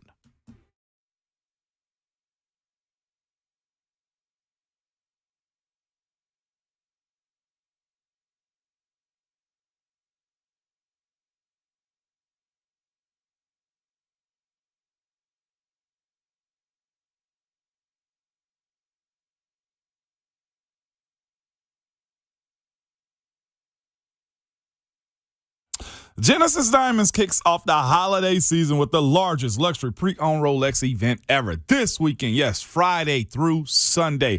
Genesis has brought in an expanded selection of pristine, like new Rolex timepieces, hundreds in stock for this special event, including the all hard-to-find models like Daytona Submariners, Datejust, Sky Dwellers, and more. It's an unprecedented buying opportunity.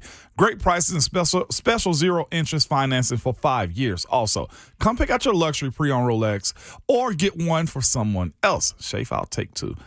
Get the watch of your dreams and spread your payments over 5 whole years. Also, Genesis buyers are on site for this event. So if you already own a Rolex and want to sell it, you'll get top dollar or trade yours for a different model. All Genesis luxury pre-owned Rolexes are hand-selected and rigorously inspected in pristine condition, and our selection has never been better. Don't miss the special holiday pre-owned Rolex buy, sell, trade event at Genesis Diamonds this Friday, Saturday, and Sunday. Genesis Diamonds and luxury pre-owned timepieces in Green Hills and Cool Springs.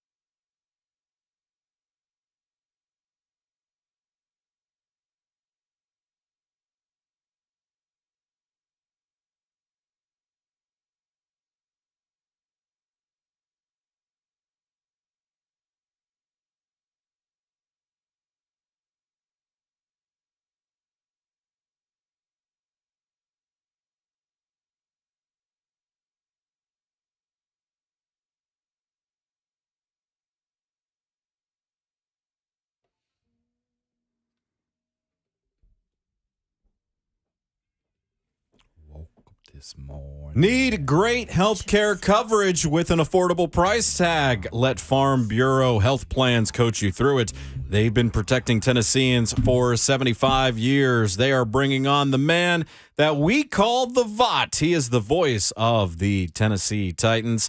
Mike Keith joins us right now on Ramon at Kayla and Will. Jonathan Schaefer in for Will Bowling today. And Mike, good morning. How you doing today, Mike? I'm very well, thank you. Mike, you're going to be going down to Chattanooga tonight. Ramon and I will be going down tomorrow. Before we talk about the Titans, you have a really interesting game with a local team tied into tonight's championship matchup. I do. 6 o'clock tonight, the 5A state championship game. Knoxville West 14-0 for the first time in their history. And Page, the Patriots, they are 12-2. They were in this championship game a year ago and fell to Powell in a thriller, 42-34. And they're going to try to finish the job tonight against, one of the more highly rated teams in the state. I would think probably if you did sort of a top five in any division, West would certainly be in that top five at this moment. But Page has played such a formidable schedule. I think I think this one's even, if you ask me. I know sort of the pundits would make West a favorite because they have not lost, and they've played a very good schedule. They're the first team in 23 years to beat Alcoa and Maryville in the same season. Wow! So not taking anything away from them, but I think Page is pretty battle tested. So we'll see. I'm really excited to get to do this one with Josh Corey tonight at 6. Definitely has the opportunity to be the game of the weekend. And Mike, speaking of that, you're calling the game high school football. Yes, you get to do the NFL every weekend, but it's just a special experience, Mike. Can you explain what the experience is like for you? Well, this is something that the Titans started doing when we got involved with Mr. Football in 2007, and we'll have our 16th Tennessee Titans Mr. Football Awards next Wednesday. So that's been a process of 15 years, and they said, hey, we'd love it if you'd call a game, call a championship game. And I said, sure. And this is the only one I can do because of what our prep is like for the Eagles. Right. So some years I've gotten to do a couple of them, and some years I can't because of just where the Titans schedule comes into it. But it's just an opportunity to be involved and to promote the game, which was something that Bud Adams made one of his main tenets when he came here. He wanted to do things to be able to promote the game. We've certainly tried to do that in the different things that we've done. And Josh Corey has done an amazing job working with high schools and high school coaches and associations and our friends at the TSSAA. And it's really been a great thing to see it grow because I really feel like people think that their pro team is involved with high school football. And I think that's what we were going for 25 years ago. And I think we've gotten that. And this is just one more way that we're able to establish that is Josh and I being down there tonight and being able to be involved in what I think is going to be a great football game. So it's just fun. Yeah. Let's face it. The atmosphere is unbelievable. These two schools, they're very similar in the way that their community has surrounded the football team. The majority of their success for both has come in the last 25 years. And so there is very much this built-in tradition to the two of them. And you're going to have bands battling tonight and students battling tonight. And you got the whole thing. So that's why I'm excited to be there. And folks can check it out on My TV 30 here locally in Nashville. Mike Keith, the voice of the Titans, joins us here on Ramon, Kayla, and Will. Let's get to the big game, Mike. Strength versus strength. We've been talking about it throughout the morning. The Eagles, the third best rushing attack in the league in terms of yards per game. Titans, third best rush defense. How do you handicap that matchup? Well, this is a game where the Titans have to win both lines of scrimmage. Some weeks you don't have to. Some weeks you can win the game, and there's certain teams that can win games without having to necessarily win the line of scrimmage. This is a game where you have to win the line of scrimmage. You've got to be able to take it to their offensive line. All 5 guys in the offensive line in terms of Pro Football Focus ratings are in the top 10 at their position. All 5 Eagles offensive line starters. The Titans front has to win. You just got to go win. I mean, you can scheme some things, but you got to beat them. And then this team has to tackle a lot better than they did against the Bengals. I think that was the most disappointing part of the defensive performance in the game was they tackled way below where they have been. And I felt like this is one of the better tackling Titans teams that I've ever seen. So to have that fall off in that way was quite a surprise. On the other side of the ball, it's the same thing. They got to block them. They got to move them. And they've got some people in terms of the overall size that this ball club comes with in their front 7. So, for the Titans, if there's not something fluky at the end of this game, like one team has 5 turnovers or something like that, if it's just a straight up game, if you tell me the Titans won both lines of scrimmage, I think there's a 99.9% chance the Titans have won this game.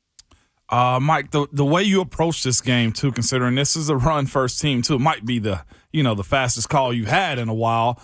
But you have a guy who's opportunistic at quarterback in Jalen Hurts with how he can get creative. But if you over pursue him, he can burn you for 40, 50 yards. How important is the discipline of this defense going to be for this week? You want him to run side to side, not north and south. It's very similar to what they've had to do in the past when they've played against Lamar Jackson. When Lamar Jackson gets going north and south, you have a major problem. You've got to make him run side to side. I mean, let's face it, too. Patrick Mahomes did it to him on Sunday Night Football with 63 yards. Joe Burrow did it with some good rushes last week. Not as many, but he certainly had some outstanding rushes at key times. This is a guy, however, as you say, who can take it to the house. And you're going to have to understand, they call runs for him. He runs in different situations when he's flushed out of the pocket. He's a very smart runner. Some guys aren't. Some guys don't have a feel. I think everything Jalen Hurts does is smart. That's what impresses me so much about him as a player is he's such a smart overall football player with his decision making. So you got to get him on the ground. You've got to keep the runs from being crazy. And you've got to keep him in the pocket to where he has to go side to side first before he can start going north and south. It's a big thing. And listen, there's probably going to be a moment they don't do that and that he has, a big play. Okay. Well, you got to come back. Yeah. You got to get over it and you got to come back and you can't let it be something that crushes you. But this is an all-day exam for the defense, This is taking the ACT. It's going to be every single play for 3 hours that they're on the field. And it's a hard job because of just what we're talking about. Mike, the other side of this, man, is watching the run game last week, and I'd expect the Titans to attack that as far as Philadelphia goes. But the way we saw Ryan Tannehill kind of honestly be just a kung fu master, the way he was spreading the ball around against Green Bay, I'd almost expect to see some of that this week, man, in the sense that Traylon and just Chig and just everybody else around the fold. I'd like to see that happen. Where are you at on that? Same. I think the passing game has to continue to be part of what the Titans do. What the formula was while Tannehill was out, or even while, after the Buffalo game, they were starting to put together the run game more as they were trying to help the offensive line. That's not going to take them to wins down. They weren't going to continue to throw for 122 yards and win consistently down the stretch. Now, as you get into this part of the season, now as teams have developed, now as teams have so much on tape to look at, this team has to throw the football better. And they have. Now, the running element has to be a part of it because that's really what your heart and soul is. But they've got to be able to make people pay down the field with the passing game. And I'm not just talking about the bomb. I'm talking about those 15, 20-yard chunks. Yeah. The pass to Robert Woods, on as Coach Mack calls it, the transcontinental for, 32 yards that he had in the Green Bay game. I mean, those things are plays that are there that you have to hit. And if this team is going to continue to improve and have a chance to advance in January, they've got to be able to throw the football on top of being able to run it the way they want to. Mike, one thing that fans just love about this time of the year and Derrick Henry is just the way that he continues to kind of up his ante in the ground game. He is actually averaging about 102 yards per game, 5.61 yards per carry in December and January. Mike, what is it about him that he just seems to really turn it up this time of year? He's real big and real fast. Yeah. That's where we start, Kayla. And the reason I say it like that, which you of course know, is guys are beat up now. Yeah. We've been playing for 13 weeks. Nobody's healthy. It's cold, but the cold is, I think he runs well in the cold, which is shocking because he's from the Jacksonville area, but he does a nice job in the cold. But the fact is the Titans do good things to rest him. Like he got a rest day yesterday at practice. And so he comes out and he's as fresh as he can possibly be. And no defender is. They're just not. Mm-hmm. And so it makes him harder to tackle. That's why if the offensive line can get him some creases, just get him started, get him to the third, the fourth, the fifth step, he's brutal to tackle because, and you see teams do it early in the year, they can generally tackle him because you're fresh. Yeah. Now, Philadelphia is a little different because they have Linval Joseph, and they have Ndamukong Suh, and they may have Jordan Davis coming back from IR. So they do have some pretty fresh defensive linemen. But, the rest of those guys have been battling all year, and everybody's battling something right now. Nobody's 100%. How positive are we that, center Ben Jones is going to be back and healthy? I've seen him at practice all week, which is so encouraging, Mike, just to have him back, right? It's big.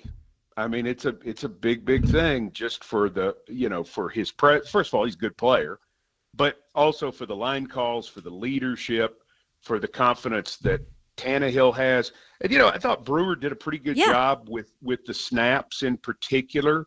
But some of the snaps were a little low or a little to the left or whatever. And, that can take the quarterback's eyes off things. Ben Jones' snaps are always right on the money. And just little things like that add up towards what he gives you towards the positive. And, I mean, he's just, he's the heart and soul of this football team, period. And anybody down in that locker room will tell you that. So his presence makes a difference, but also what he gives you mentally and physically on the field is a huge factor. Mike Keith joins us courtesy of the Mark Spain hotline and also brought to us by Farm Bureau Health Plans. Mike, there was a player that Mike Vrabel pointed out earlier this week that perhaps many Titans fans aren't very aware of or his story. And Coach Vrabel's usually not that effusive in his praise when he's talking about a player, whether it's the other team or his own team. But Trey Avery's become an important part of this Titans defense. Can you share with us his story and how he may have a long-term home on the squad?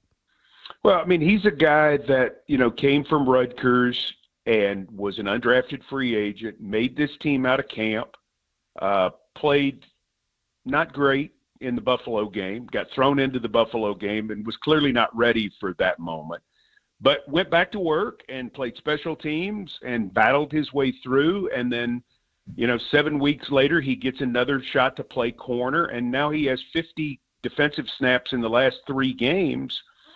And honestly, Jonathan, he's done a really nice job sort of mirroring the type of coverage the Titans get out of Roger McCreary. Mm-hmm. They've told him, go get him. That's what they've said. Get up on him, play aggressive, play physical.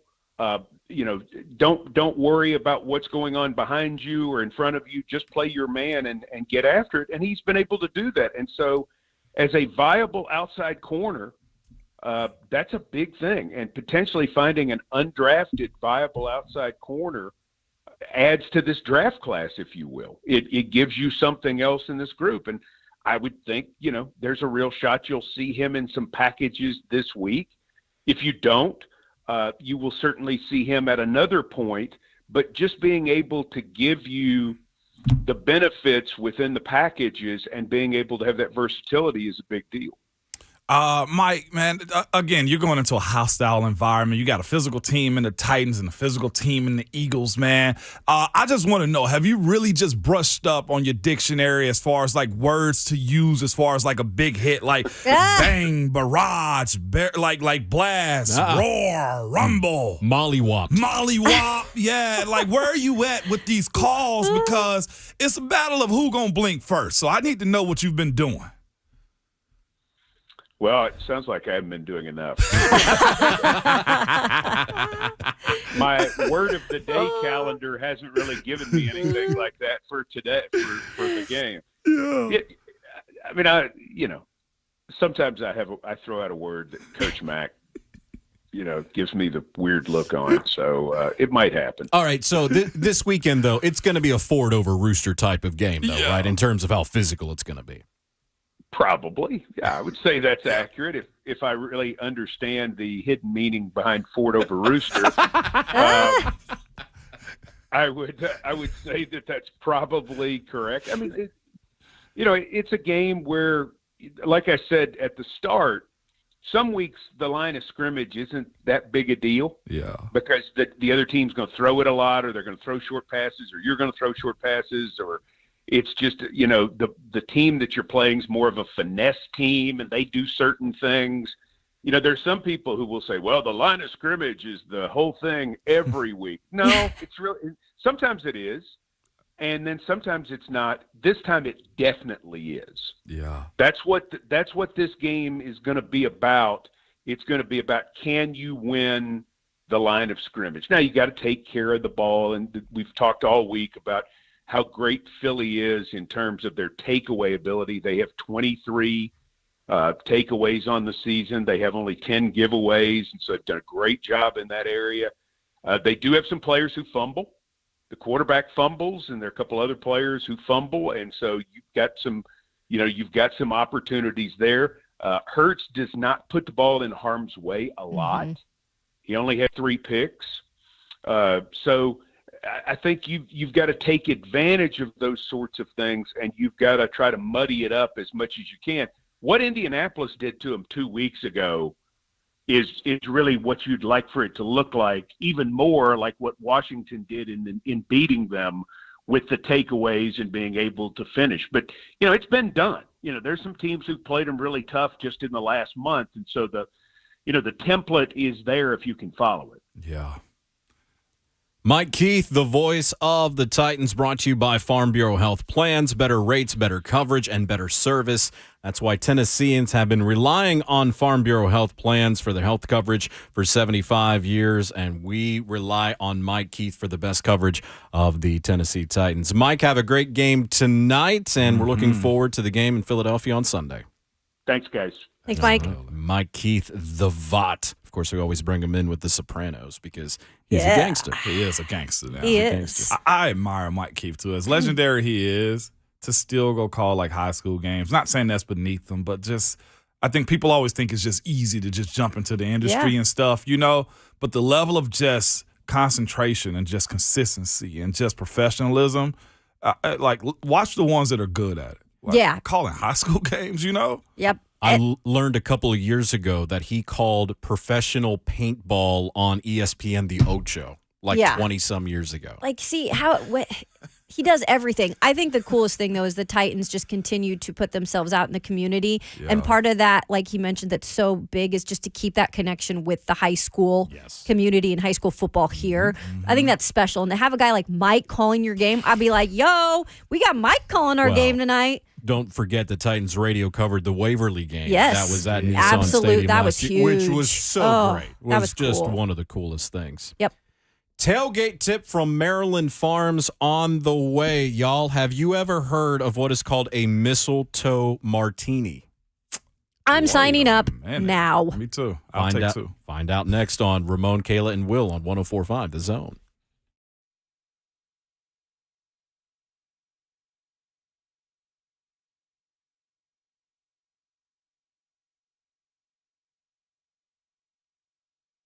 Listen to me. You don't have to go through yet another year with that knee and back pain. People with chronic joint pain are getting real lasting relief from QC Kinetics.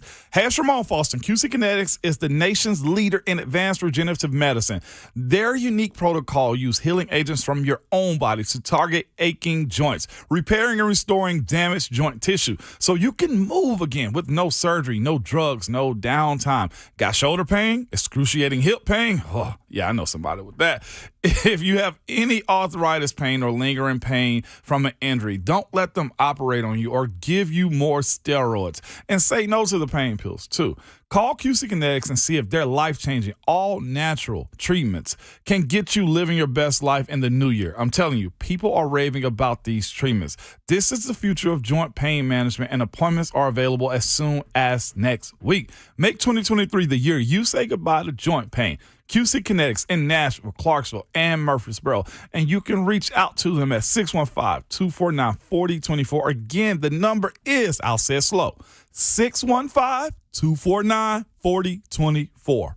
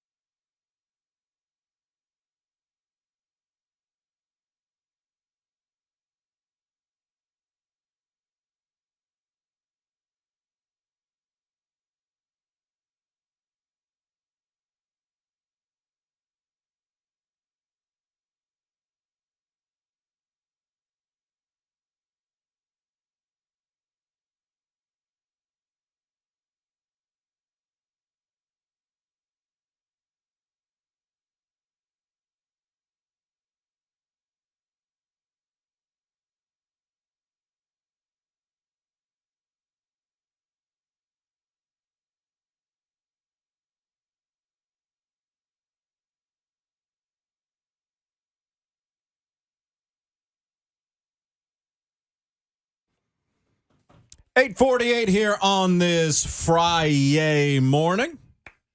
Ramon, Kayla, Will on 104.5 The Zone. Jonathan Schaefer in for Will Bowling.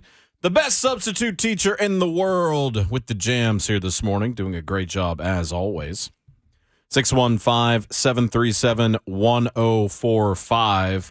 Before we get to our tailgate tip, courtesy of Maryland Farms and the mistletoe martini we're going to talk about right now. It's Paul in Franklin joining us. Paul, good morning. Morning, guys. Love the show. Thank Kayla, you. I'm going to speak to what you said. I've got 3 of those dreams. Elementary school, showing up for school in your underwear. How did you get there with nobody saying anything? The college deal. I did the same. I mean, I have the same dream.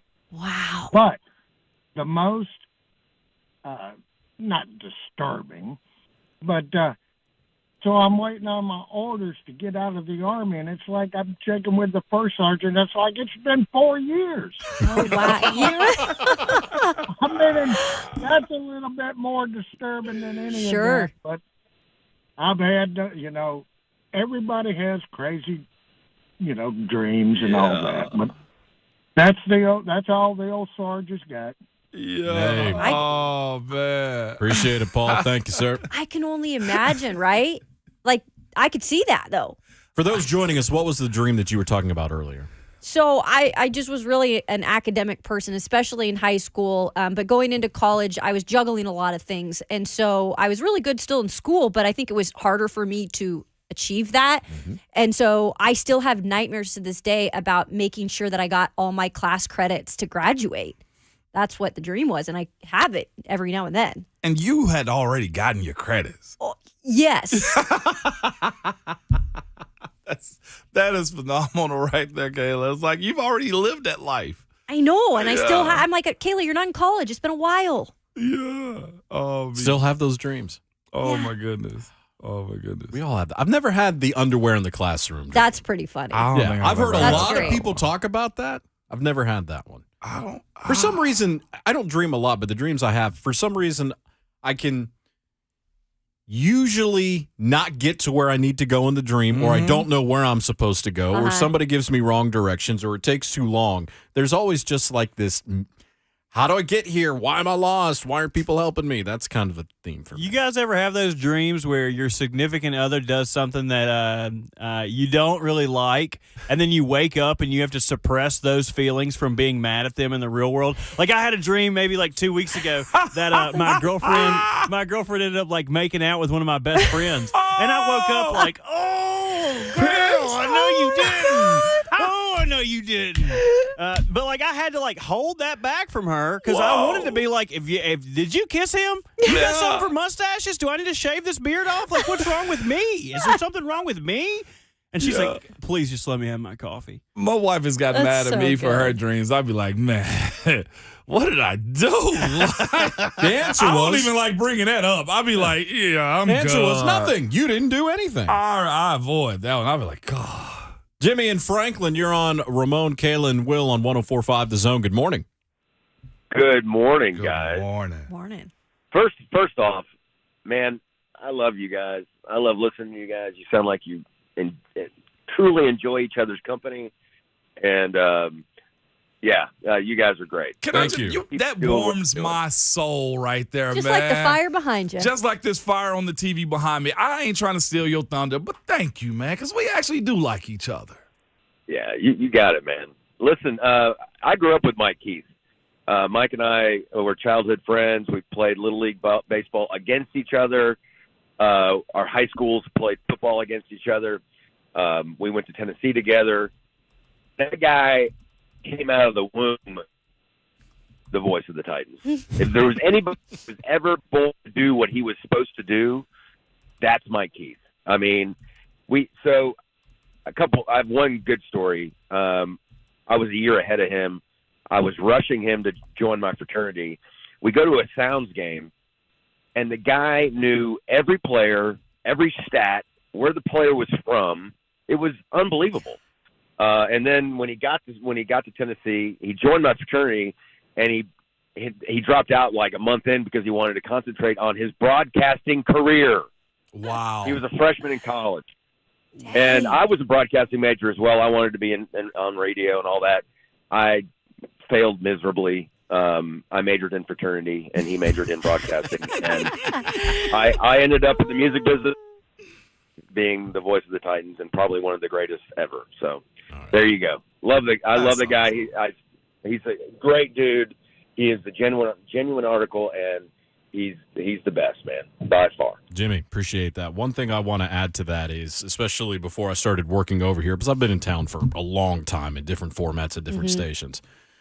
But when you work around or you're around Mike Keith, who's a fabulous individual, you automatically feel compelled to up your game. Oh, yeah. Yeah, you do. Because the standard is the standard. And he and nobody Titans Radio have to tell you what the standard is. You know it intrinsically just by being around those guys. Mike Keith, by example, is one of those people that makes everybody around them better because they have to reach the standard that he has created and he meets. That's a great point. I've almost, when he asked me to do the draft stuff with him and Yeah, all, that's right. it makes me be, okay, all right, let me make sure Ramon I lock was a in. little nervous. I was. I can see that. Because I wanted to miss a kid event one time because Mike Keith asked me to do something. Like, if he's asking me to do something, like, you better say yeah. Like, that's the reason you play the Sopranos theme song with him, because he cold-blooded He's Tony like that. Soprano. Yeah. He's Tony Soprano. Like, you don't tell the Mike Keith no. Who did you just tell the Mike Keith no? You know what I'm saying? Like, that's me. But he's so cool. That's the thing. He's so cool. Yeah. And you be like, yeah. Your tailgate tip for the weekend: mistletoe martini, 1.5 parts vodka, Beautiful. half part elderflower liquor, Love it. which I don't even know what that is. I'm a find It's it. the good. flower from the elderberry. Yeah. Look at you, Robert, the bartender back country strong in there. When it comes to alcohol and CBD, that's your guy. 1.5 parts cranberry juice. There's the cranberries. there. Boom. Half part Kiss my ass. half part simple syrup. That's me. You are kind of syrupy. Yeah. You're even colored like syrup. Yes, I am. Combine with ice, shake, and strain to Boom. serve with cranberries and mint leaves for garnish. Sign me up. Damn, that sounds good. Mistletoe Sign me up. martini. You take two. Kayla's going to have a mistletoe martini over the weekend. I am. I know it. She's going to do it.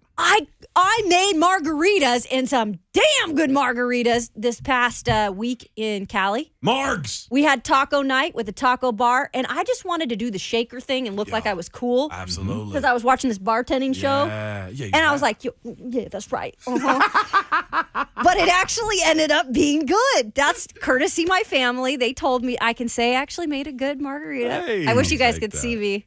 But I'm just like, Oh, it's on video. It's on video. It's on Zone TV. Watch your hand motions. Yeah, that's buzz off. not great, Bob. Your tailgate tip brought to you Keep your by head up. Maryland Keep your Farms mind out of Wine the and gutter, all right? Spirits. 101 Creekside Crossings in Brentwood by the Publix, Monday through Saturday, 9A to 9P, closed on Sundays.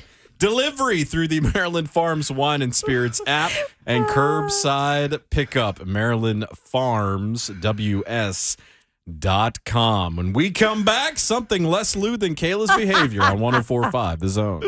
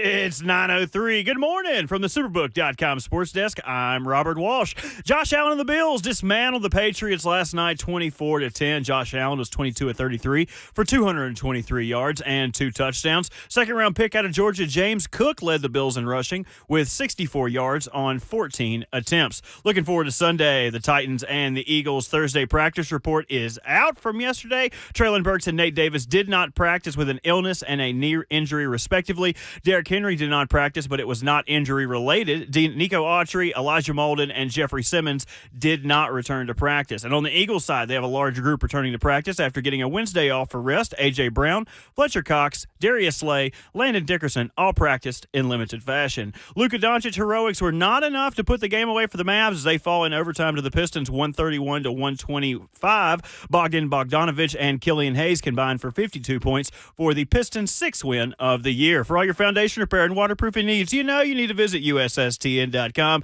Breaking news at once on your home for the Titans and the Vols. This is 104.5 The Zone.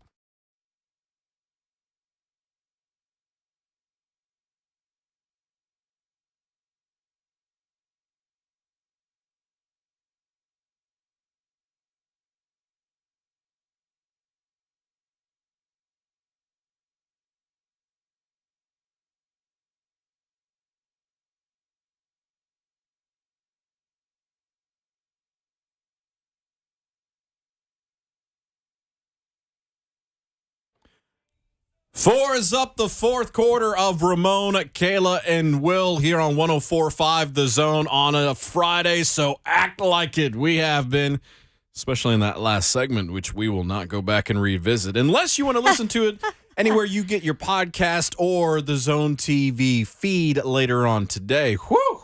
Yeah! Got a little hot in here because of the It's Friday. You said act like it, Yeah, so we that's definitely what act like it. I at least am doing.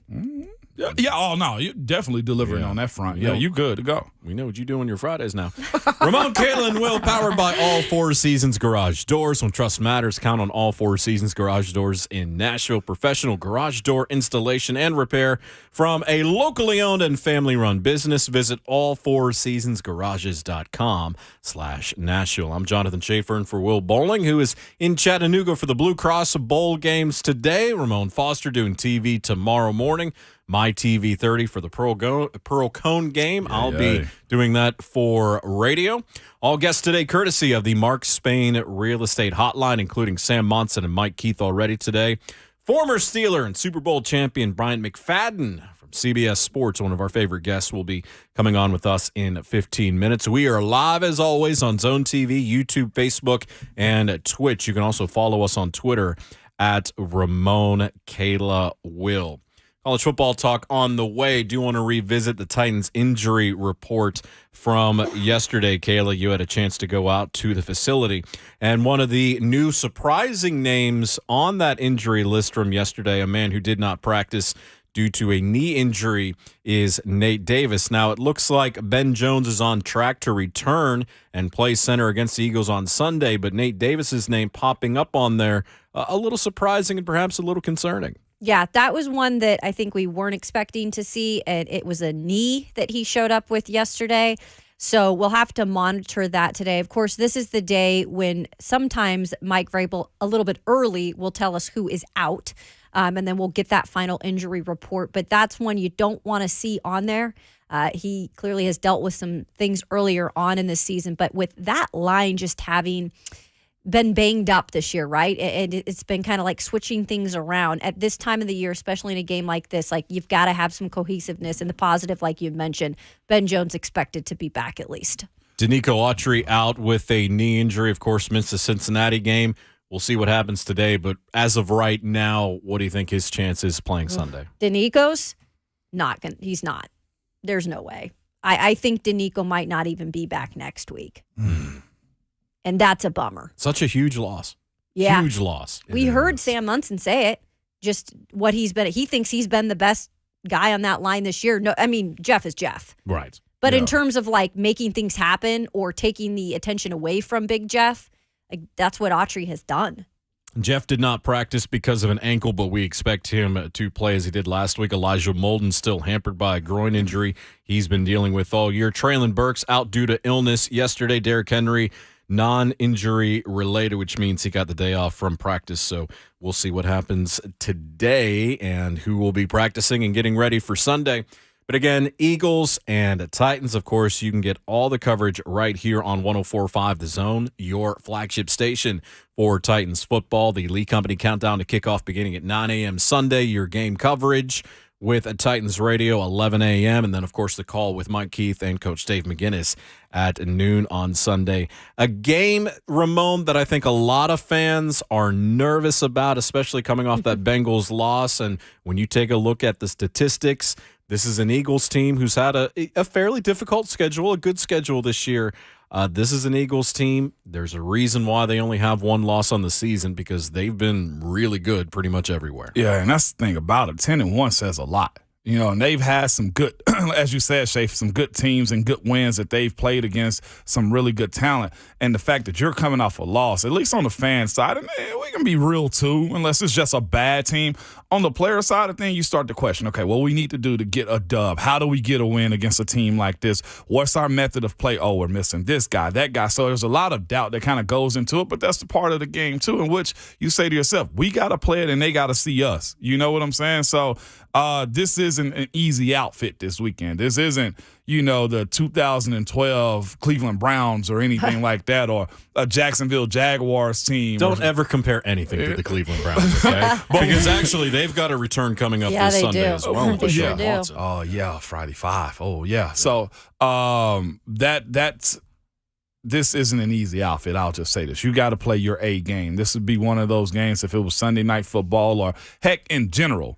Coaches will say, if you're an A player, then we need to see your A card this weekend. You got to show and prove. You know what I'm saying? And I'm looking for the Titans A players to lead the charge. Bryant, where you at? Derek, where you at? You know, Big Jeff, where you at? Well, one of our staples on Fridays, as you mentioned, the Friday 5, and of course, Titans-Eagles.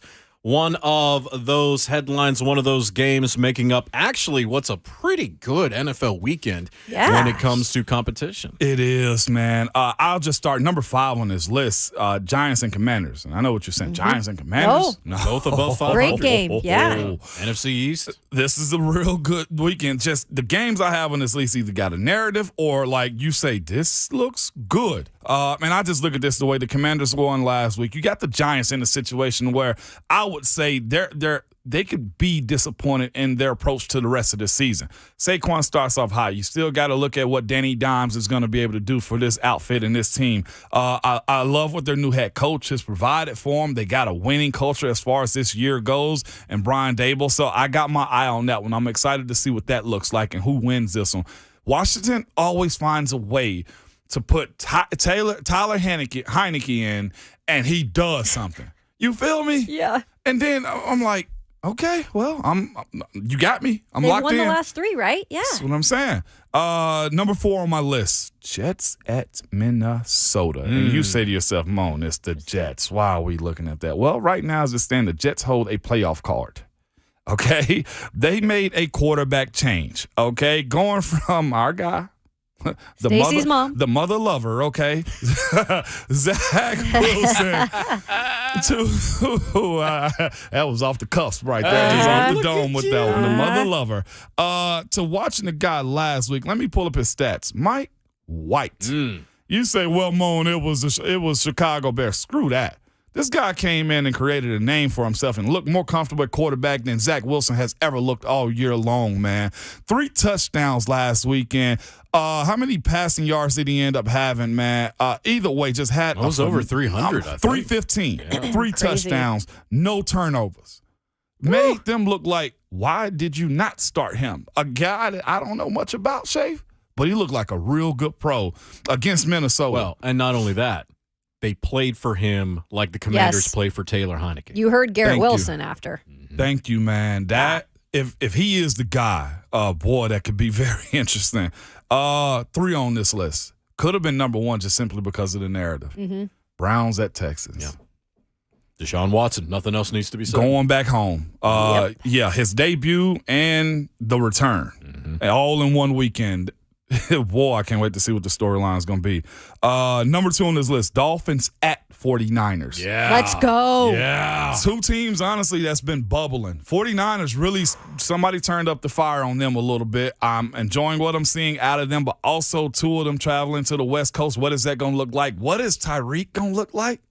Like, we hadn't really said a whole lot about what this is in Miami, but they continue to win games. Are they number 1 in the East, I think, still for the most part? Buffalo is with the win last Oh, night. okay. So they overtook it. But real good game that you need to keep your eye on, too. Well, high-powered offense and a great defense with the Niners. Oh, we going to be very interesting. And number 1 on this list, it should be, of course, Titans, Eagles, but we exclude the Titans from being in Friday 5 because it's always number 1. But a guy on the Bengals said, I set out because I wanted to play against this team. Jamar Chase making his return. Bengals, Chiefs. Hey. It's going to be great. Hey. AFC Championship game from last year. Hey, if I'm on that one. And by the way, when you look at the Bengals schedule, take a moment out to see the Bengals schedule in the run-up to the playoffs. Yeah. This is the part of being successful, right? We're going to find out how good this team really is. Because if they can navigate through this part of the schedule, and look, there's still a very good chance it's Bengals, Titans, January at Nissan Stadium. There's a very good chance at that. We're really going to find out about the Bengals over the next handful of weeks. Yeah, buddy, but real good football weekend in the NFL. Very good. They drop off, NCAA drop off. NFL picks right back up. Back up. Yeah. It is championship weekend in college football. You'll be able to hear the SEC title game and the Big Ten title game right here on The Zone. We'll talk about those contests and more with former Seminole, former Steeler and Super Bowl champion Bryant McFadden of CBS Sports. He joins us next on Ramon, Kayla, and Will on 104.5 The Zone.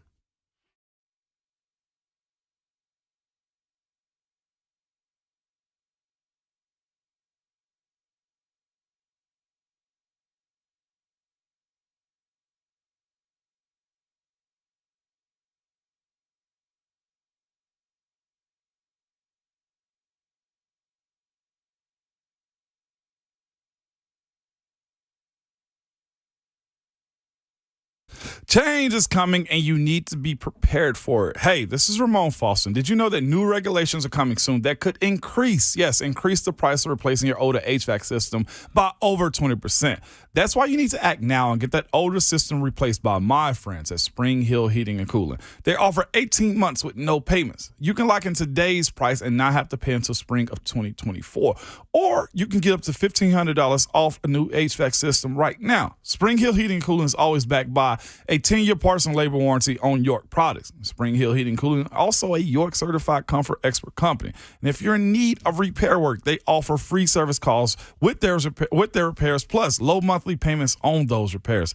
They are the heating and cooling company that can take care of all your HVAC needs. Spring Hill Heating and Cooling, available anytime at springhillac.com.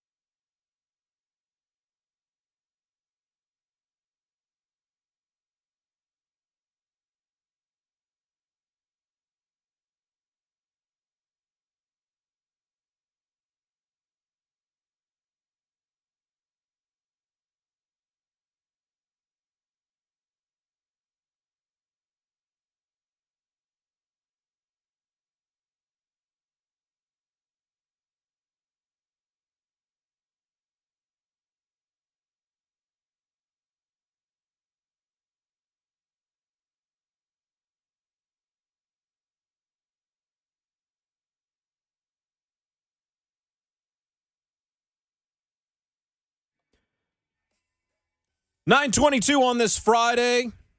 Ramon, Kayla, and Will, 104.5 The Zone. Jonathan Schaefer in for Will Bowling. The best substitute teacher in the world, Robert Walsh, making the show happen. Of course, you can follow us on Twitter at Ramon, Kayla, Will. Live on Zone TV, YouTube, Facebook, and Twitch. And as always, we are powered by All Four Seasons Garage Doors. When trust matters, count on All Four Seasons Garage Doors in Nashville. Professional garage door installation and repair from a locally owned and family-run business. Visit allfourseasonsgarages.com/Nashville. Before we get Bryant McFadden of CBS Sports on here in a couple of moments, recapping some of the headlines from yesterday. Thursday Night Football, Bills defeated the Patriots 24-10. Josh Allen looking great yesterday. Probably the best he's looked in a few weeks, had 2 touchdowns. Also, the Bills, 9-3, first win the division, Kayla. That's what's shocking. 9-3, and their first AFC East win was against the Patriots yesterday. I know. That is crazy to think. A team that clearly did its business earlier on in the season, was kind of having some issues here in the mid parts, but still a team that is up there, right up there. I know it hasn't made Ramon's top 7 as of recent. Buffalo. They will be. But you got to be probably putting them back now. Yeah, of course. But the way I work it is, if you work yourself out of the top 7, you got to work your way back in too. So Ohio State working their way out of the top 4, trying to work back in, basically. I mean, they just got to talk to the right people. That's how that works with them. It's all about who you know. In a lot of different ways in this world. We're going to talk college football right now with our man with CBS Sports, former teammate of Ramon, a Foster, former Seminole, former Steeler, and Super Bowl champion Bryant McFadden joins us right now on Ramon, Kayla, and Will. B-Mac, good morning. Good morning to you guys. How y'all doing? Morning. Man, good. The biggest issue we have here locally, B-Mac, Alabama being ranked ahead of Tennessee, number 6 to number 7. What's your opinion of that, and does it come down to the ugly loss against South Carolina and Hendon Hooker's injury where Alabama was able to stay ahead there of Tennessee? Yeah, I think the loss definitely played a part in Alabama being ranked ahead of Tennessee because it was ugly. I think South Carolina and Spencer Rattler, they're still scoring touchdowns on the Volunteers defense. That's how ugly it was. But also, too, I think it factors in more about Hendon Hooker and the injury, because I think the committee feels like if Alabama was to play Tennessee right now today without Hendon Hooker, Alabama will win that game easily. And I think that was the deciding factor in regards to Bama being ranked ahead of Tennessee when you talk about the ugly loss and then, of course, the injury to Hooker. B-Mac, that's the thing when it comes to the committee and the college football playoff. Are we to look back at a team's body of work and not project what may happen in the future, or is that just the subjectiveness that is this process? I mean, I think it's a little bit of both, honestly. I really don't know exactly what the committee is looking for, what the expectations are, because it seems like some teams get a little more leeway than other teams. And I think, you guys can kind of see that in regards to most schools coming from the SEC. Remember in the first rankings initially, TCU, who was undefeated, they were like 3 or 4 spots outside of the top 4. And they had some teams that had a loss in front of TCU. So I think it's a little bit of both. And that's something that I think we will all be confused with in regards to the ins and outs that the committee definitely highlight in regards to the rankings. It appears that Ohio State has been positioned to get back into the top 4 if either TCU or USC loses. Will either or both of those teams lose, and should either one of them be dropped if they do lose? I really like TCU. I've been riding high on TCU all year long. I love Max Duggan. I think he's a guy who will play on Sunday. He has a lot of pros surrounding him on the offense, a very, very opportunistic defense, and they just beat the teams that they're supposed to beat and the teams that have been in front of them. So I really like their chances against Kansas State. In regards to Utah and Southern California, the issue that I have in regards to that ball game, I don't know how healthy Cameron Rising is, the standout quarterback for Utah. If he's healthy, I mean, the experience, the playmaking ability he has, he can make this thing extremely spicy and competitive for Utah. But I think both teams, in regards to the Trojans and the definitely the Horned Frogs, I think both teams will win. But if I had to pick one team to lose, it would be USC. Man, B-Mac, man, hey, welcome to the show again, my brother. And by the way, I just got to say, we spoke early this year, and I said, you know what, I hope your Florida State Seminoles get it together, just like my Vols, man. I just got to say congratulations first and foremost, man. You guys are in the polls right now, winning big games, almost 10 games. How you feeling about that? Well, you just said something, almost. We're going to get that 10th victory during bowl time, so we will get double digits. And I can say this, college football is in a better place when Florida State and Tennessee is relevant. When you talk about the tradition, when you talk about the prestige, college football just feels that much better when those two schools are back up and running and being relevant and being competitive. So I feel the same way you feel. Now, granted, you might have a little more disappointment than me because you guys are right there on the cusp of doing something big, which is getting into the playoffs. But, of course, you still exceeded the expectations in my opinion, so I think you're satisfied just like I am. I am, man, and you such a pro at this media stuff, B-Mac. You walked me right into my next question I have for you, man. We had this conversation earlier, Shafe did, and us, man, about, look, the SEC championship don't even really have that same gold standard to it because it ain't Alabama potentially. It's Georgia, LSU. You see what I'm saying? And I think the side of taking the computers away, meaning the BCS ranking, right, you got human beings judging what good is. So I think, and I'll say this, LSU won the West. They deserve to play in the SEC championship. But it ain't Georgia, Alabama, and nobody's talking about it. Where are you at as far as the optics of what ranking being solidified and respect is in college football right now? Well, I think in regards to the SEC, you might not be excited about LSU getting to the championship game, but they're deserving of doing so. In regards to what you said about the anticipation and the hype is not really there like it would be if it was Alabama, because we always envision Alabama being that team to get to Atlanta to play against the best team from the East, who has been Georgia the entire year. When you talk about an LSU team, Ramon, LSU won the East with 3 losses. Yeah. 3 losses, bruh. 3 losses they got in. So it's like, come on, man. Do they really – people feel like this.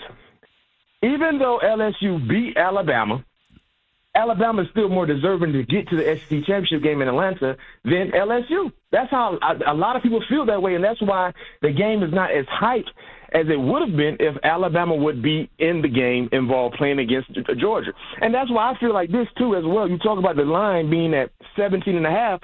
Man, I love LSU to not cover. I love Georgia to cover that spread because, number one, I think LSU has reached their peak. Number 2, the quarterback is injured. And number 3, from top to bottom, Georgia is just a better ball club. Yeah. Go ahead, Kayla. So let's go back to the ACC. Let's give South Carolina some credit, too, That's true. because what they did to Tennessee, and then they go beat their rival in Clemson. Overall, looking at this Clemson team this year, B-Mac, like what exactly has gone wrong? And I know that DJ Uiagalelei has been up and down, and that's a big part of it as well. That's the problem. Yeah. The biggest problem has been quarterback issue for Clemson. That's the issue. And it's not about having average quarterback play. The thing about DJU, when he's off, he's all the way off. Oof. It's not like, well, he can kind of give you flashes to kind of keep you within reach. He is all the way off. And I think, and I'll say this, I think it's about time for them to cut ties with DJU. Yeah. Me personally, I think he is who he is. Okay. This is a team in regards to talent. Clemson has never had an issue with talent, right? But right now what we're seeing, because of the inefficient play at the quarterback position, the entire program has been stagnant. And that has – Spencer Rattler outplayed DJU easily last week in South Carolina. Think about that. Yeah. Yeah, and so the other part of this, too, man, is like the game is changing. But of course, the blue bloods of it all, they reign supreme and they get, preference when it comes down to how you slate and respect stuff too, B-Mac. But now let's look at Matt Rule coming back to college sports, and also watching what Auburn pulled off this past weekend. Wisconsin too, man. The game has changed almost as far as importance and what your brand is going to be in football. How do you envision college football being moving forward? It's like you got to have a name, you better have an NIL. So many things that go besides play now. We lose, B-Mac? Yep. I think we did. But yeah, think about the coaching hires that you have to have now. You do. You have to hit almost the home run. You don't ever know if it will be. Yeah. But you've got to be doing like the big time homework. If this guy not only fits, but he's kind of got a past, or maybe you're taking a chance. I don't know. Taking the chance, I don't know if it works right now. It's why Auburn goes after Hugh Freeze. Because he wins. Yeah, 100%. Now, again, I'm like Will and I'm like some others. Hugh Freeze won, but not necessarily to the degree that Auburn wanted to play it out that he did. Yeah. But who saw Luke Fickell leaving Cincinnati for Wisconsin? Yeah. Who saw that one happen? I think he enjoys going back to the Big Ten, though, where he really knows it well. But I don't know if I necessarily saw Wisconsin. Yeah, because as don't being the forget, spot. he was one of the top lieutenants for Urban Meyer when they had that dominance. And he wasn't in a hurry to get out of Cincy. Right. Let's make that clear, too, because he's from Ohio, right? Yeah. He knows Ohio well. But it's just how the landscape has changed so much as we have B-Mac back on the phone. Yeah, no, B-Mac, I was just asking as far as like the landscape of what college football is. Like Hugh Freeze getting hired, Matt Rule coming back, and he's probably cashing in almost $100 million between the Panthers and Nebraska at this point, and Fickell going to Wisconsin. The outlook in college football, man, has drastically changed moving forward. Yeah, it's changed a lot because of the NIL opportunities, and now you got to have a guy that can bring in those opportunities in regards to your head coach. Programs that are supporting what they're doing, not just on the football field, but off the football field. So college football is changing, but college football is still going to be a heavy hitter in regards to the eyes that are watching the product, right, and in regards to the revenue that the product is bringing in. That's why they just went up to 12 spots in the playoffs. Number 112, that's a dumb number. I don't mean to change the subject, but I think that's tied to the landscape of college football and the change and what you're talking about, Ramon. Yeah. But 12 spots for college football, these kids will basically be playing, if they're able to get into the playoffs and get to a championship game, a full NFL season, which is 17 ball games. 17 ball games. So it's all about money. Money is changing the sport in regards to off the football field opportunities, and that has always been the name of the game, but now they're just telling us right that plain and see. It's all about the dollars. It's all about if we can capitalize in more money, that's what we're going to do. Think about college kids playing a 17-game season. Mm-hmm. That's absurd. Well, and B-Mac, just like in the NFL where it went from 16 to 17, it's going to 18. 12 will eventually be up to 16. I mean, that. Hey, and that's the crazy part about it, because if we had 12-seeded playoffs for college football right now, you'd probably have Tulane in there, regardless of what happens in their game. Sure. Probably K-State, Penn State. And you got a lot of teams that are not deserving of being into the playoffs. I feel like this, guys. Since they've implemented the college football playoffs, the two best teams have got to the championship game, and the best team has won. Sure. I don't think we've walked away from any playoff opportunity in college football and said that team was not the best team in college football. Wow. Yeah. And the best team this year could possibly be Michigan, B-Mac. I mean, you look at that game, 2 straight losses for Ryan Day to their rival up north in Michigan. Like, were you surprised at all of the outcome of this game and just how dangerous are the Wolverines? I was extremely surprised. Number one, they were playing on the road. I feel like that environment would be a huge advantage for the Buckeyes. Number two, no 100% Blake Corum, who didn't really play at all, and he's the best player in the offense. So, yes, I was surprised to see how Michigan, not just winning the ball game, but how they dominated. Right. I mean, they were getting 8.5 points. They didn't need it. Ohio State needed that +2, and it still wouldn't matter. They wouldn't have covered. So, yes, I was surprised. Now, can they continue that consistency? Of course, they'll be fine against Purdue. I mean, whatever team came from the Big Ten West didn't stand a chance against whoever came from the East. So, yes, they'll be fine against Purdue. I think it's more about what can they do once the playoff starts when they're playing against better teams. But, yes, that was probably the biggest surprise of last week's play. Brian McFadden of CBS Sports joins us on Ramon at Kayla and Will on 104.5 The Zone. B-Mac, ignoring who may or may not be in New York as a Heisman finalist, who is your pick to win the Heisman and why? This might be the most difficult year Yep. to pick the Heisman winner. I mean, I was really high on Blake Corum from Michigan, the running back, but he's injured. Caleb Williams is getting a lot of hype, a lot of buzz, but he hasn't been inconsistent, but he hasn't really blown you away either. C.J. Stroud, the same can be said for C.J. Stroud. I'll say this in regards to consistency and just real good production. A name I would love to implement into the Heisman conversation would be Max Duggan from TCU, the quarterback. Not surprising. Not surprising. Because if you just look at his numbers, guys, every quarterback that probably could have his name in the Heisman has been down. They've had some down games, right? So that's why it's so hard to pick a guy. But I think when you talk about just being extremely consistent and doing a lot for his team, not to mention they're undefeated. And you can say whatever you want to say about the Big 12. When TCU, when the season started, if you look at their schedule and the ranked opponents they've played against, they've probably played against the most ranked opponents out of any Power 5 school. They've played against at least 4 to 5 ranked opponents at that given time in their season, and they took care of business. That means something. So his name is not really getting a lot of buzz. I don't know why. But, yeah, I think I would, because it's so wide open. The same argument you can make for Caleb Williams, the same argument you can make for C.J. Stroud, the same argument you can make for, heck, if you want to throw Hendon Hooker's name in there, Stetson Bennett, you can make the same argument for Max Duggan. Yep. Absolutely. Brian McFadden, CBS Sports. Appreciate it as always. Thanks, B-Mac. Have a great weekend. Thanks, B-Mac. Thank you for having me. All right, Brian McFadden of CBS Sports. I love that he said Max Duggan because that's somebody I've been thinking of as well because Max just has gone out there and played and been consistent all season long. He's just not getting the hype. Now, he's on the list, clearly, but he's not. We're not talking about him. You barely hear anyone talking about him. Can I say why? Because he plays for TCU. It's TCU. Thank you. But when it comes to the Heisman, something I've been thinking about recently, whatever your criteria may be for Heisman, to me, Marvin Harrison Jr., I think, is the best player in college football. He's so good. I wish I could argue against it. It's a quarterback award, folks. With the sprinkle of a running back, maybe. Yeah. Whoa, once in a blue moon. A skosh of Yeah. running back. A pinch. Yeah. Well, you won it for Alabama a couple years ago, wide receiver. Devontae Adams. Yes. Yeah, Devontae Adams won. Yep.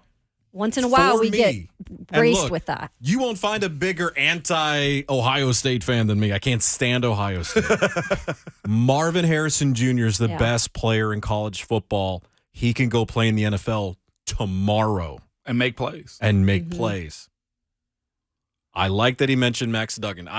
That's why I phrased the question I did with B-Mac, because I went, let's go off the board, because it's wide open. To see it sift out now that we've reached where we are in the season, Max Duggan's been the most consistent. And him and his wide receiver, number one, I don't know his name off top, their relationship that they have, that they both have earned my respect. And just if the NFL passes on either one, I'm like, y'all are idiots. And the only reason why I think Caleb Williams is at the top there, folks, is because A, Hendon Hooker got hurt, and B, C.J. Stroud has had some down games.